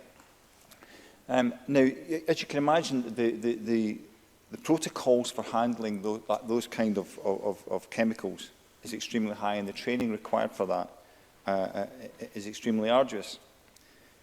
But what was interesting to me, and I was discussing this with Bill Kidd last night, was the chemicals that we used to use, the solvents that we used to use within that environment. We used to dispose of what was called the solvent room, and that was just basically we come down with the stuff that we used and just pour them into bottles, just huge big bottles. And the floor used to swim with solvent dichloromethane and acetone, etc.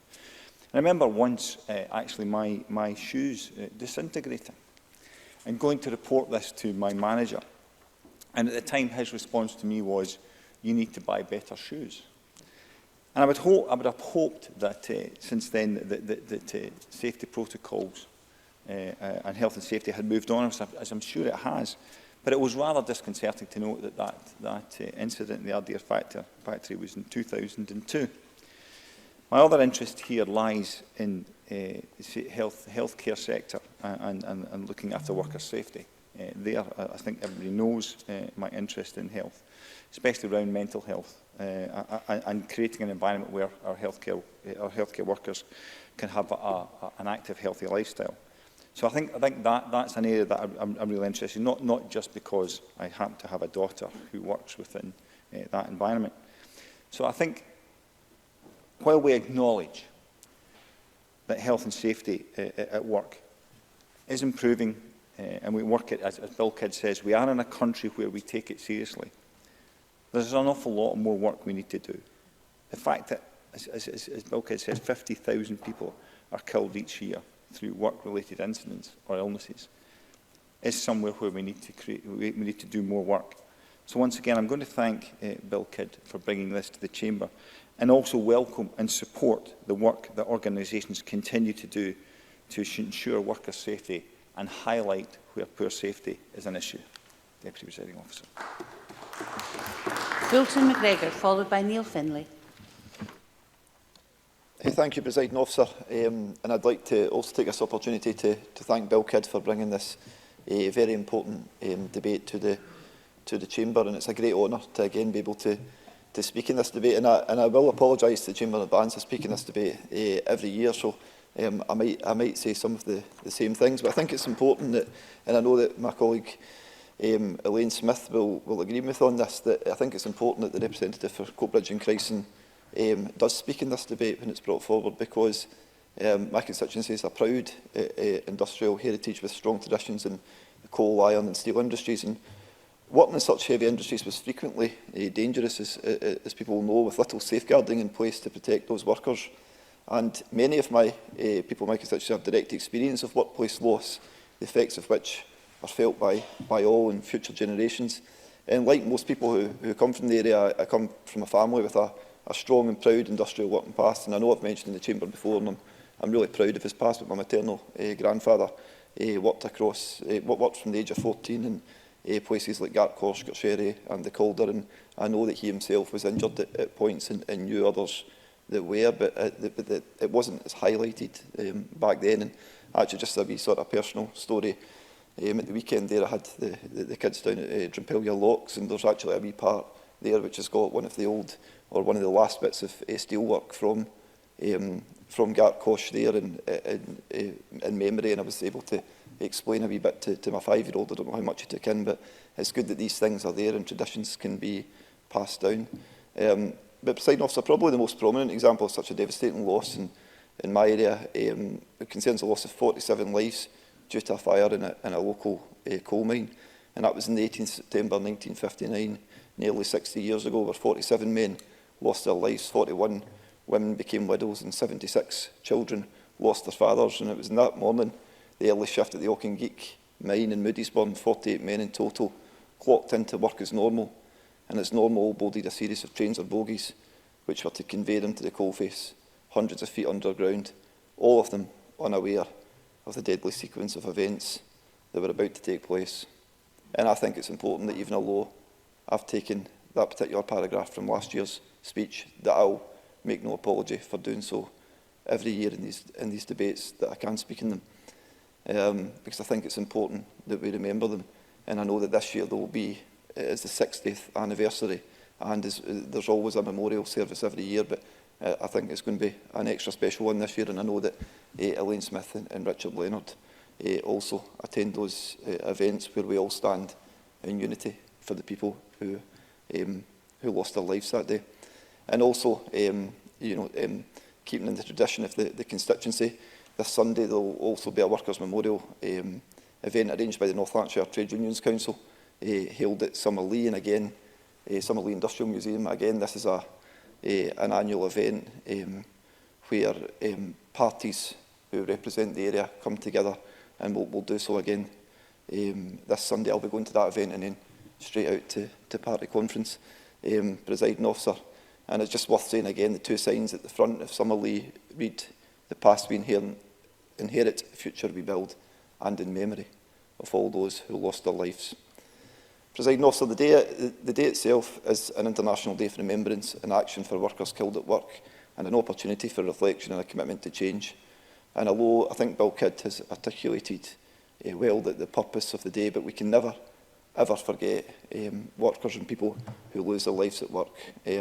And I think that so much more I could say, Presiding Officer, as you could probably tell, but I know you said a strict 4 minutes, so I would just like to end by saying it's been a privilege to speak in this debate again on behalf of my constituency. Thank you very much. Neil Finlay, followed by John Finney. Thanks, Presiding Officer, and I kind of declare an interest as a member of Unite the Union and the EIS. I look forward to the day we don't have to mark this International Workers' Memorial Day. I look forward to the day when workers do not die at work, and I look forward to the day where we have an economic system driven not by profit maximisation, or that sees workers as a dispensable cog in a machine, but we have an economy based on social need and sustainability. But as long as we do have a system based around profit maximisation fuelled by deregulation, we will see workers killed and injured and made ill through work. And International Workers' Memorial Day will remain a necessary date in the calendar. Every 15 seconds a worker dies from a work-related accident or disease, so 16 workers will have died during the course of my contribution alone. In February, a 21-year-old roofer, Nathan Craig, died in Edinburgh when he fell through a skylight working on a roof. Another son needlessly taken, leaving another grieving family and community. And lives like Craig shouldn't simply be just a statistic in a speech. They should be a call for action to prevent future fatality. And I'm very proud that the Labour Party, over the course of our existence, has worked very closely with our brothers and sisters in the trade unions to deliver huge improvements in health and safety. But we have a long, long way to go. So that work will continue in this Parliament, with Claire Baker bringing forward her culpable homicide bill and Daniel Johnson's protection of shop workers bills, and I hope that all members will support them. I also think today it's right to put on record our thanks to a number of people and organisations who have driven or are driving change in this area. First of all, I put on record my thanks to my friend and one of my great mentors, Jim Swan, the former trade union convener at British Leyland and Bathgate, who was instrumental in bringing Workers' Memorial Day to Scotland. Last night, we were speaking with Cathy Jenkins, Ian Tasker, Scott Donoghue from the Hazards campaign, and I pay tribute to them, and Louise Taggart, who previously worked in the campaign. Also Unite campaigners like Steve Dillon and Brian Simpson, to trade unions like the RMT, TSSA and ASLEF for their work on rail safety, PCS for their recent work on the seating campaign at the National Museum, Unison for their work in the NHS and local government, and the FBU defending the fire service, the Bakers Union campaigning against low pay and exploitation, and to all of the trade unions campaigning to keep their members and the public safe. This week, Presiding Officer, a great champion and advocate of Scottish workers, Sid Smith, retires from Thomson Solicitors, the law firm that represents many trade unions in Scotland. He represented the trade union group at the Cullen inquiry into Piper Alpha. He fought for justice for miners charged during the miners' strike, and he has given evidence to many parliamentary committees and represented the victims of the Lockerbie bombing and the Dunblane tragedy. I think it's right and fitting that he is mentioned today, and we pay tribute to his life's work during this debate, and I hope we all wish him well in his retirement. I have laid a motion to recognise his contribution. I hope that members will support it. This Sunday in Bathgate, I will stand, like many with women and men from my region, to remember those who have died or have been injured unnecessarily because of their work. And collectively, I know many of us will stand to mourn the dead and fight for the living. John Finney, followed by James Kelly. Thank you, Presiding Officer. Like others, I'd like to thank Bill Kidd for bringing this motion here and for hosting last night's event, and thank Scottish Hazards, indeed the entire trade union movement, for this tremendous work they do in relation to workplace health and safety. The figures already been quoted: 50,000 people are killed through work-related incidents or illness. And if we look, that's the equivalent of the entire population of Cumbernauld, Dunfermline, Kirkcaldy or Ayr each year in the UK alone.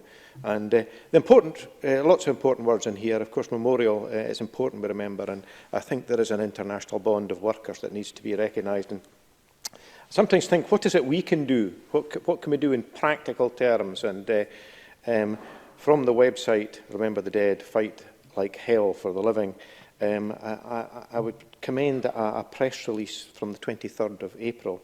And something we can all do as parliamentarians here is listen to what the European Trade Union Confederation are saying. And they quote the figure of 200,000 deaths across the European Union each year. And that is the call that they're making for the European Union, in particular the new European Parliament to be elected in May and the new Commission to be appointed following the elections, to set a target of zero workplace cancer and introduce a directive on stress at work. Because, of course, people very readily understand physical injury caused by work, the mental stress, and we are aware of the pressure that people are under and feel under at work, workplace bullying incidents, and many of the issues that colleague Neil Finlay refers to there, the pressure for profit and the willingness of some unscrupulous employers to set aside the well-being of the people who earn them that profit just to generate further profit. So another thing that they want to do is introduce a directive to tackle back, knee and finger joint and other musculoskeletal pain. And launch a debate in preventing work-related road deaths and work-related suicide with a view to taking measures in the lifetime of the new Parliament. So I would hope, my intention, I just picked that up this morning, my intention will be to ensure that Scottish Green candidates support these measures, and I would hope that others would do likewise. Now, mention's been made of Thomson Solicitors, and in preparation for this debate I had a look, and I came across a blog written by Patrick Maguire last year. Patrick, many will know, is a doughty fighter on behalf of workers and the cause of justice. And I think the one criticism I would have of his blog is he wrongly chides himself in relation to the very matter that he says it's a cause of regret that he's been unable to achieve getting proper legislation on the statute book. He talks about the Corporate Manslaughter Homicide Act and talks about UK legislation applicable in Scotland. In the subsequent 10 years, absolutely nothing has changed. There has not been a single prosecution in Scotland under the Act. Workplaces are not safer.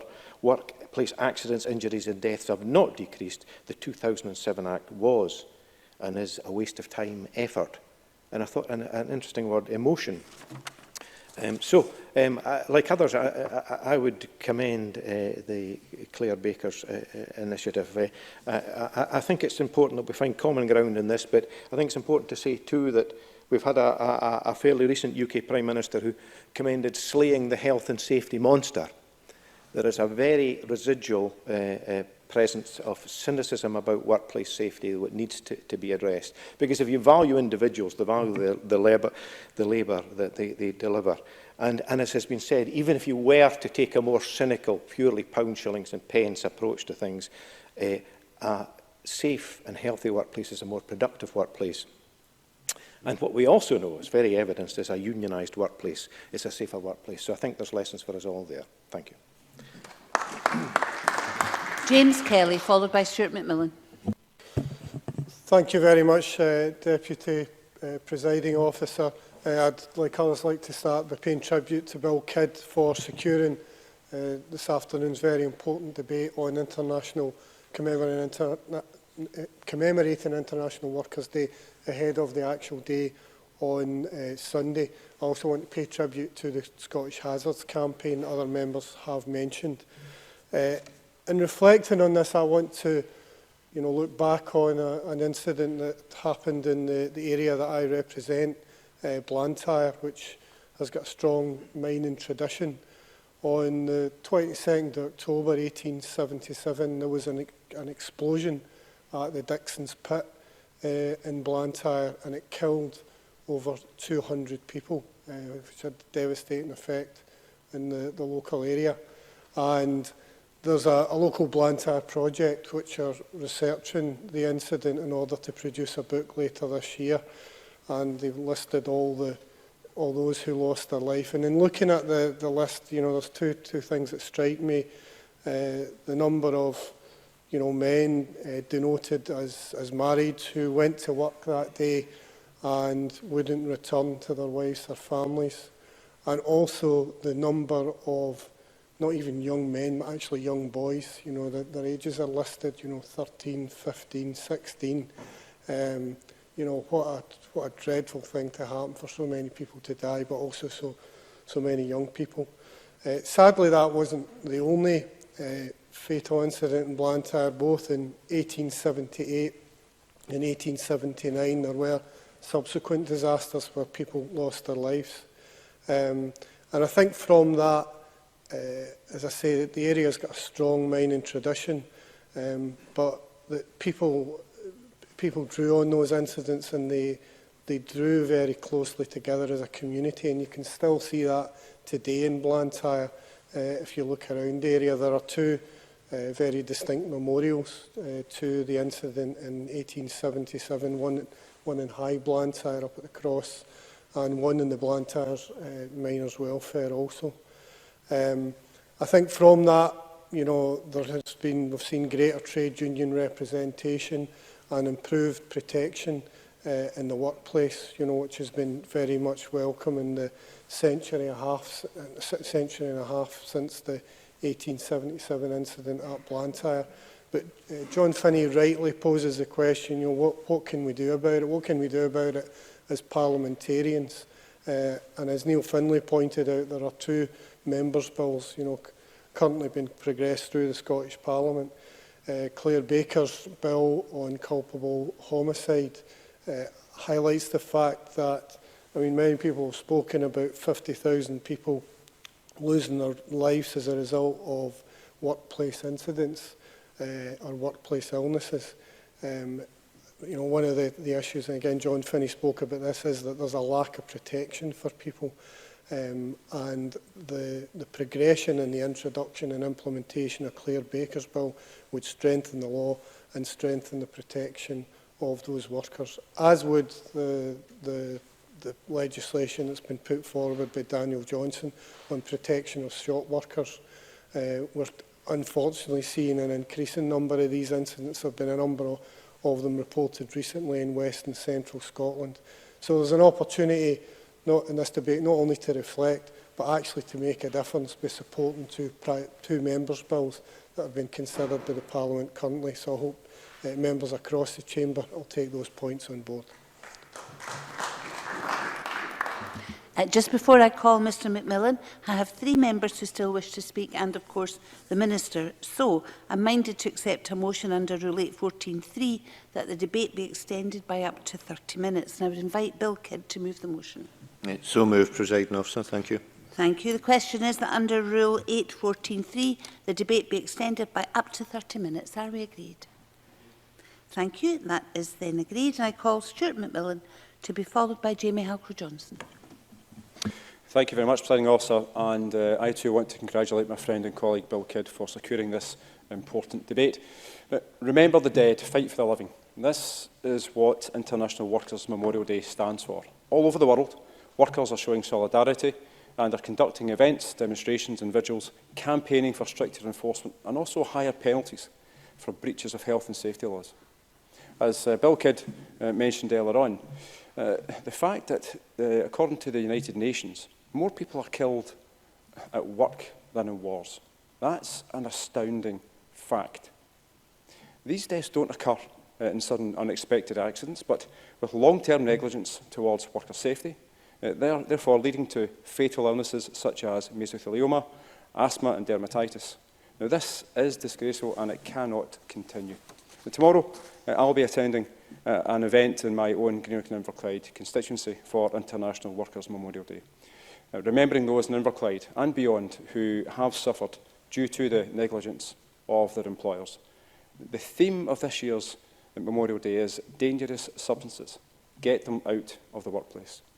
As others have spoken about, now this involves carcinogens, a substance capable of causing cancer in living tissue. And examples of these are asbestos and diesel exhaust. Asbestos is the biggest cause of workplace deaths. And this year, 5,000 people are likely to die prematurely as a result of asbestos exposure. And although its use has been banned for 20 years, asbestos-containing materials can still be found in around 500,000 workplaces in the UK. And there is no safe threshold of exposure to asbestos fibres. Now, even the smallest of quantities over a short period of time can lead to mesothelioma several decades after exposure. And it's estimated that over 6 million tonnes of asbestos fibres were imported into Britain during the last century. Now, most of it is still here in workplaces, homes and buildings, meaning workers will continue to actually be exposed. This is one of the reasons why I'm working to bring forward my proposed Recovery of Medical Costs for Industrial Disease Scotland Bill.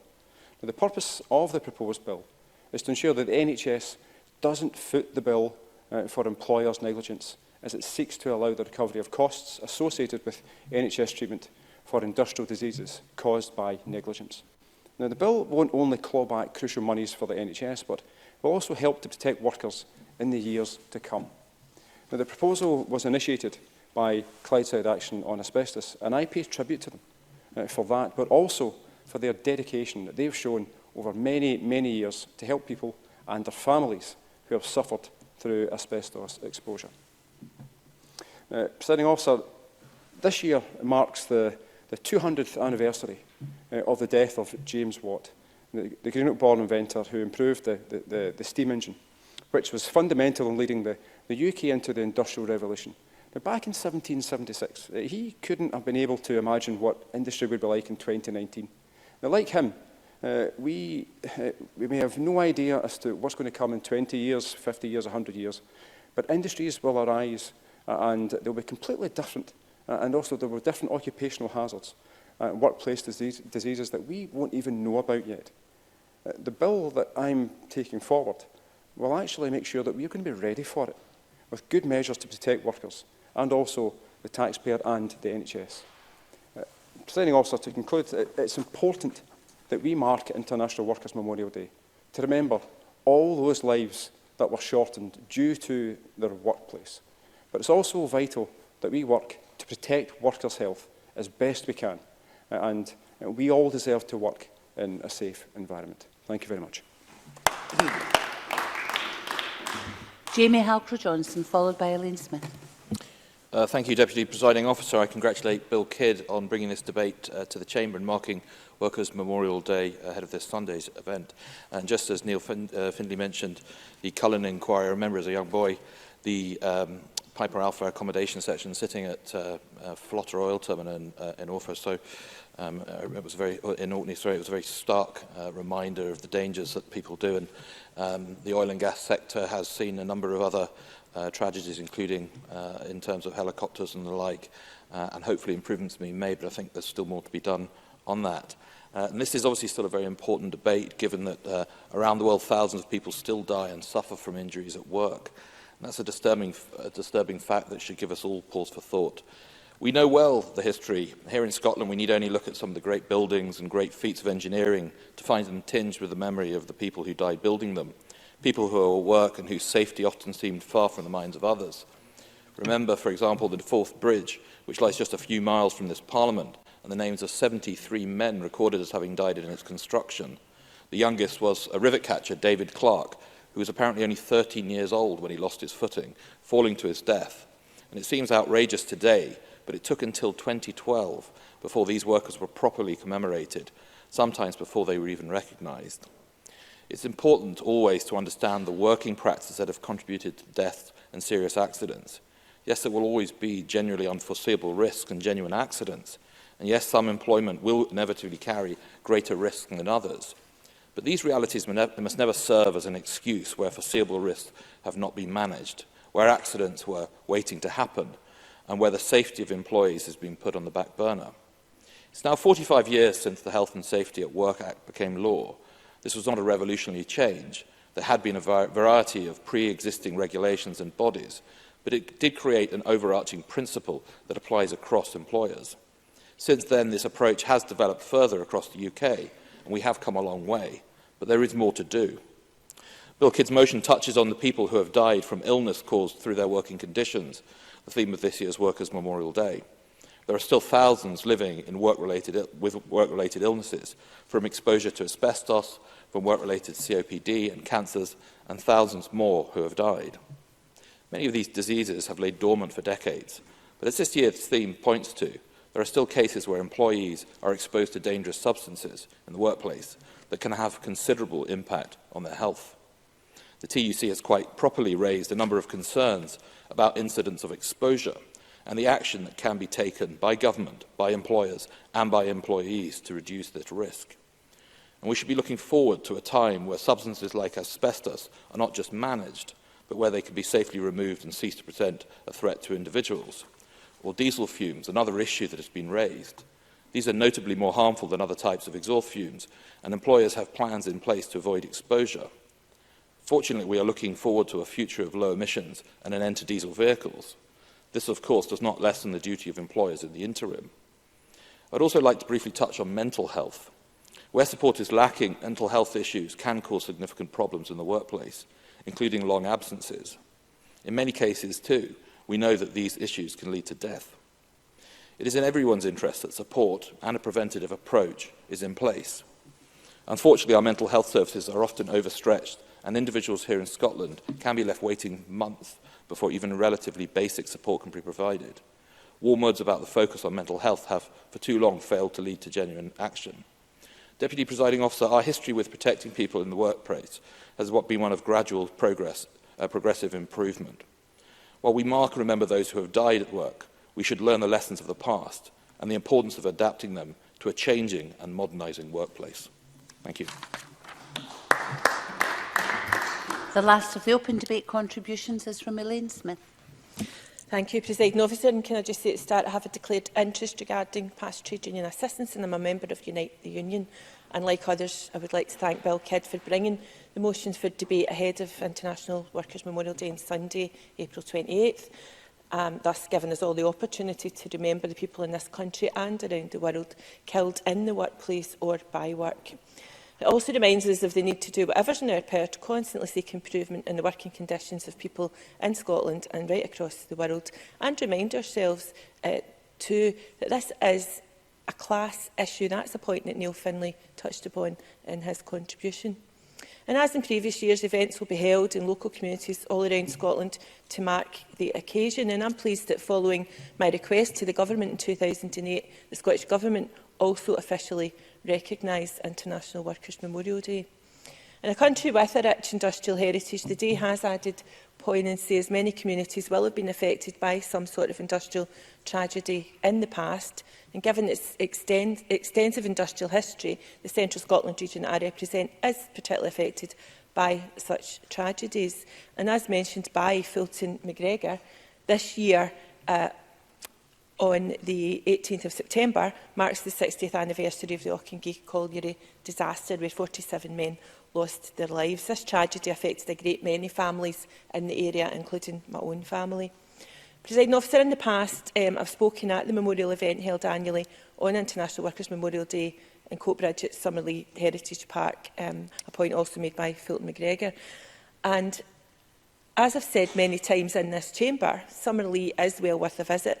It's preserved and interpreted the history of the local iron, steel, coal and engineering industries and the lives of the people and the communities that depended on them for a living. So I would urge people to pay a visit to Summerlee if they can. Unfortunately, I'm not going to be able to attend this year's event, but I would like to take this opportunity to commend LUTC for organising it, and I wish them all the best for the commemoration event at the weekend. It's important to remember that most workers killed at work didn't die in big major disasters, and as noted in Bill Kidd's motion, the theme of this year's International Workers' Memorial Day is dangerous substances, get them out of the workplace, and the main focus of this topic is workers' exposure to carcinogens, a key cause of cancer. There's a wide range of known carcinogens, which Bill Kidd mentioned some of them, including tobacco smoke, asbestos fibres, which have also been discussed, diesel fumes, and a wide range of chemicals used in the workplace. I think that the nature of the disease means it's impossible really to get an accurate figure for people diagnosed with cancer which is caused by their working conditions. However, the Health and Safety Executive estimates that there are around 13,500 new cases of cancer caused by work every year, with over 8,000 deaths. Now, I think that's likely to be an underestimation, as there are many causes suspected but not yet proven, and as we've heard, there's also other health problems exacerbated, such as asthma and bronchitis. So, whilst trade unions and organisations like Scottish Hazards lead the way in campaigning for safe conditions, including the minimisation of exposure to dangerous substances in the workplace, we should all take an interest in safe working conditions and in holding employers to account. This Parliament, as an employer and a visitors' attraction, should be setting a clear example in ensuring that no hazardous substances, including lacquer, for example, should be used improperly on these premises. Finally, I recently submitted a consultation response for my colleague Claire Baker's culpable homicide bill, which has been mentioned by other people, other members, and I encourage others to do so as well and to support the bill. So can I just finish by saying that once again I congratulate Bill Kidd as we remember the dead and fight for the living. Thank you. Now call on Jamie Hepburn to respond to the debate for around 7 minutes, please, Minister. Thank you, Presiding Officer. Can I also join with others in congratulating Bill Kidd for bringing this debate to the Scottish Parliament and all members for their considered contributions. The Scottish Government, of course, continues to provide its support for International Workers' Memorial Day as we collectively reflect on the impacts of lives lost due to work. Scotland does continue to have one of the best occupational health and safety records in Europe, but we would all recognise and agree that one workplace fatality is one too many. Work-related deaths and injuries take an incredible toll on the families of those affected, on work colleagues, on emergency service personnel called to respond to them, and indeed the wider community as well. And that community impact was brought starkly into focus by James Kelly when he reminded us very clearly of the impact in the Blantyre community from the various incidents such as Dixon's Pit that he mentioned, as did Fulton McGregor and Elaine Smith when they reminded us that this year is the 60th anniversary of that terrible Auchengeich disaster, something that actually directly impacted the area that I represent. There is a memorial to the men from Condorit killed at Auchengeich in the centre of Condorit, which is a memorial to the 6 families who were left bereft by the loss of their loved ones in that terrible accident. In remembering these incidents, though, as important as is, I thought Neil Findlay made a very important point. He reminds us that this is not just a matter of history. This is an ongoing struggle, and in that context, it is right that we continue to have debates of this nature and continue our efforts. We as a government believe that the best outcomes are achieved by collaboration and partnership working. The Partnership on Health and Safety in Scotland is a good example of that, bringing together a wide range of different partners together. And in this case, representatives of the Scottish Health and Safety System, trade unions, employer bodies, regulatory bodies, amongst others. The Scottish Plan for Action on Safety and Health is a long-term commitment to partnership working across organisations and industries to tackle those areas of greatest concern, such as health and safety in the agriculture, waste management and social care industries. And we are committed to continuing to provide employers access to advice on workplace health and safety through our Healthy Working Lives initiative. There are, of course, particular types of employment and industries that show poorer health and safety outcomes, and these tend to be associated with lower paid and often poorer quality work. The large number of people in what we're calling increasingly the gig economy are particularly at risk especially when you consider that they are often treated as self-employed and don't have access to health and safety expertise and protection. We remain committed to improving unacceptable working conditions regardless of their status, sector or location, as part of the Fair Work agenda that we are taking forward that Bill Kidd mentioned at the outset of the debate. Collaborative working is central to the promotion of fair work and ensuring all employers understand the benefits of an effective employee voice. Engaging with the workforce and workplace health and safety is an essential part of that process. Drawing on the knowledge and expertise of any workforce can play significant dividends in safety, but also efficiency and productivity, and that highlights Brian Whittle's point about the inherent benefit, not just the obvious benefit for employees, but actually also for employers as well in engaging in that fair work agenda. This last year has seen the European Agency for Safety and Health at Work run a campaign focused on managing dangerous substances with a strong emphasis on exposure to carcinogenic material, something Bill Kidd, Jamie Halcrow-Johnson and Stuart McMillan raised as a particular issue. The campaign has seen collaboration across European nations to identify the nature of hazards, how these can be mitigated and to share good practice. This illustrates the importance, I believe, of working in international cooperation on such matters. Briefly, yes. Neil Findlay. I wonder if during his speech he'll confirm whether the government will be supporting Claire Baker's bill, Daniel Johnson's bill, indeed Mr Halcrow-Johnson's bill as well. Jamie Hepburn. Of course, we will give full consideration to legislation. Any legislation, of course, has to be considered on its specifics, and it's incumbent on us as an administration to consider that very carefully. So I give that commitment to Mr Findlay and to every member of the Scottish Parliament. Most of the point I was going to go on to make, because we're trying to place this in its international context, given it is an international day, most of our domestic workplace health and safety regulation has arisen by the cooperation of member states across the European Union over the last number of decades. We know that the UK government has apparently set out that it is committed to maintaining existing standards, putting some of those of us who may be cynical about that, putting our cynicism aside, and also the reality that governments change aside. There is a concern that a UK outside the EU runs the risk of being left behind on improving health and safety standards without the ability to share the range and depth of expertise which membership enables. And John Finney made a very useful point in that regard, where he talks about the European-wide trade union activity, which, if successful, may mean that the UK, out with the EU, isn't part of that process. We also, if I have time, yes, of course. Elaine Smith.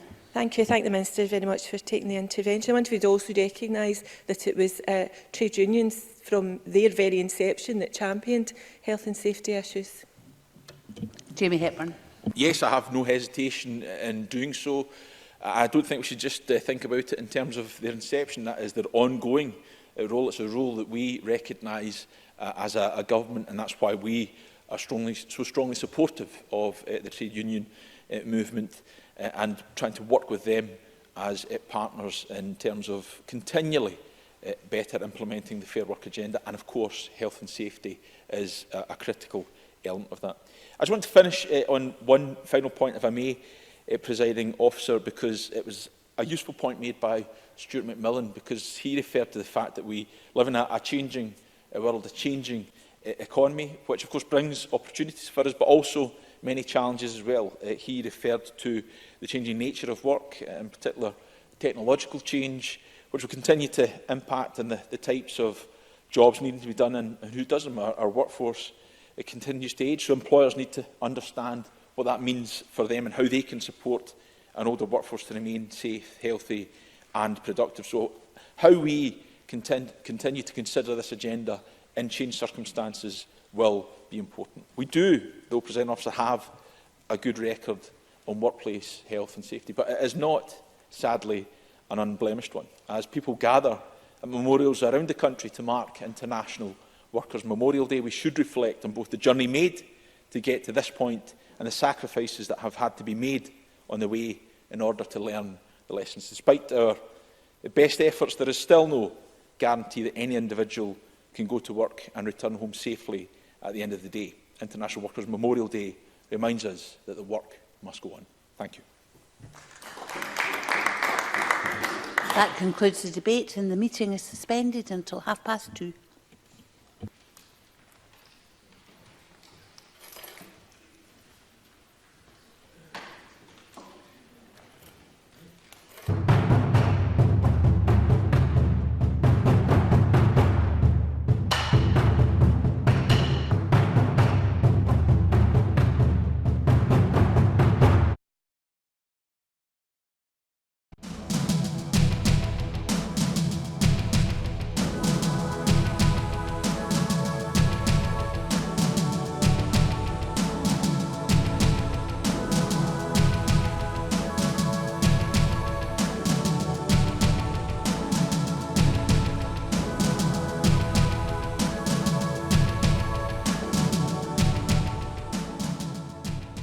Well, it's lovely to be out on such a sunny evening in Edinburgh, but it's a shame that we have to be out tonight protesting against the two-child cap and the rate clause. Well more than a year since Alison Thulis, my colleague at Westminster, first spotted it in the small print of a Tory budget. Very glad to see such a huge demonstration today and so many people still coming along 1 year after the rate clause came into force to show their opposition to this vile and despicable policy. The UK government have never been able to justify this policy, and we saw that this week with Esther McVeigh's pathetic attempts to say that the rate clause was somehow double support for women and that gives them some kind of chance to talk about the most appalling and disturbing experience of their life.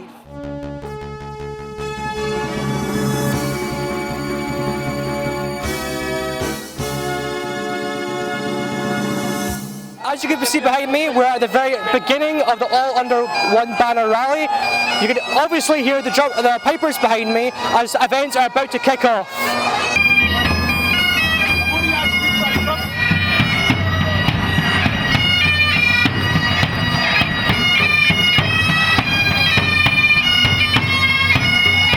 It's time to aim high, look resolutely outwards, and never, ever accept second best. Above all, it's time to believe that we can. We can build that better country we know is possible. And friends, we will. If you enjoy watching our programmes, please help us to be Scotland's independent broadcaster by signing up to become a Broadcasting Scotland supporter.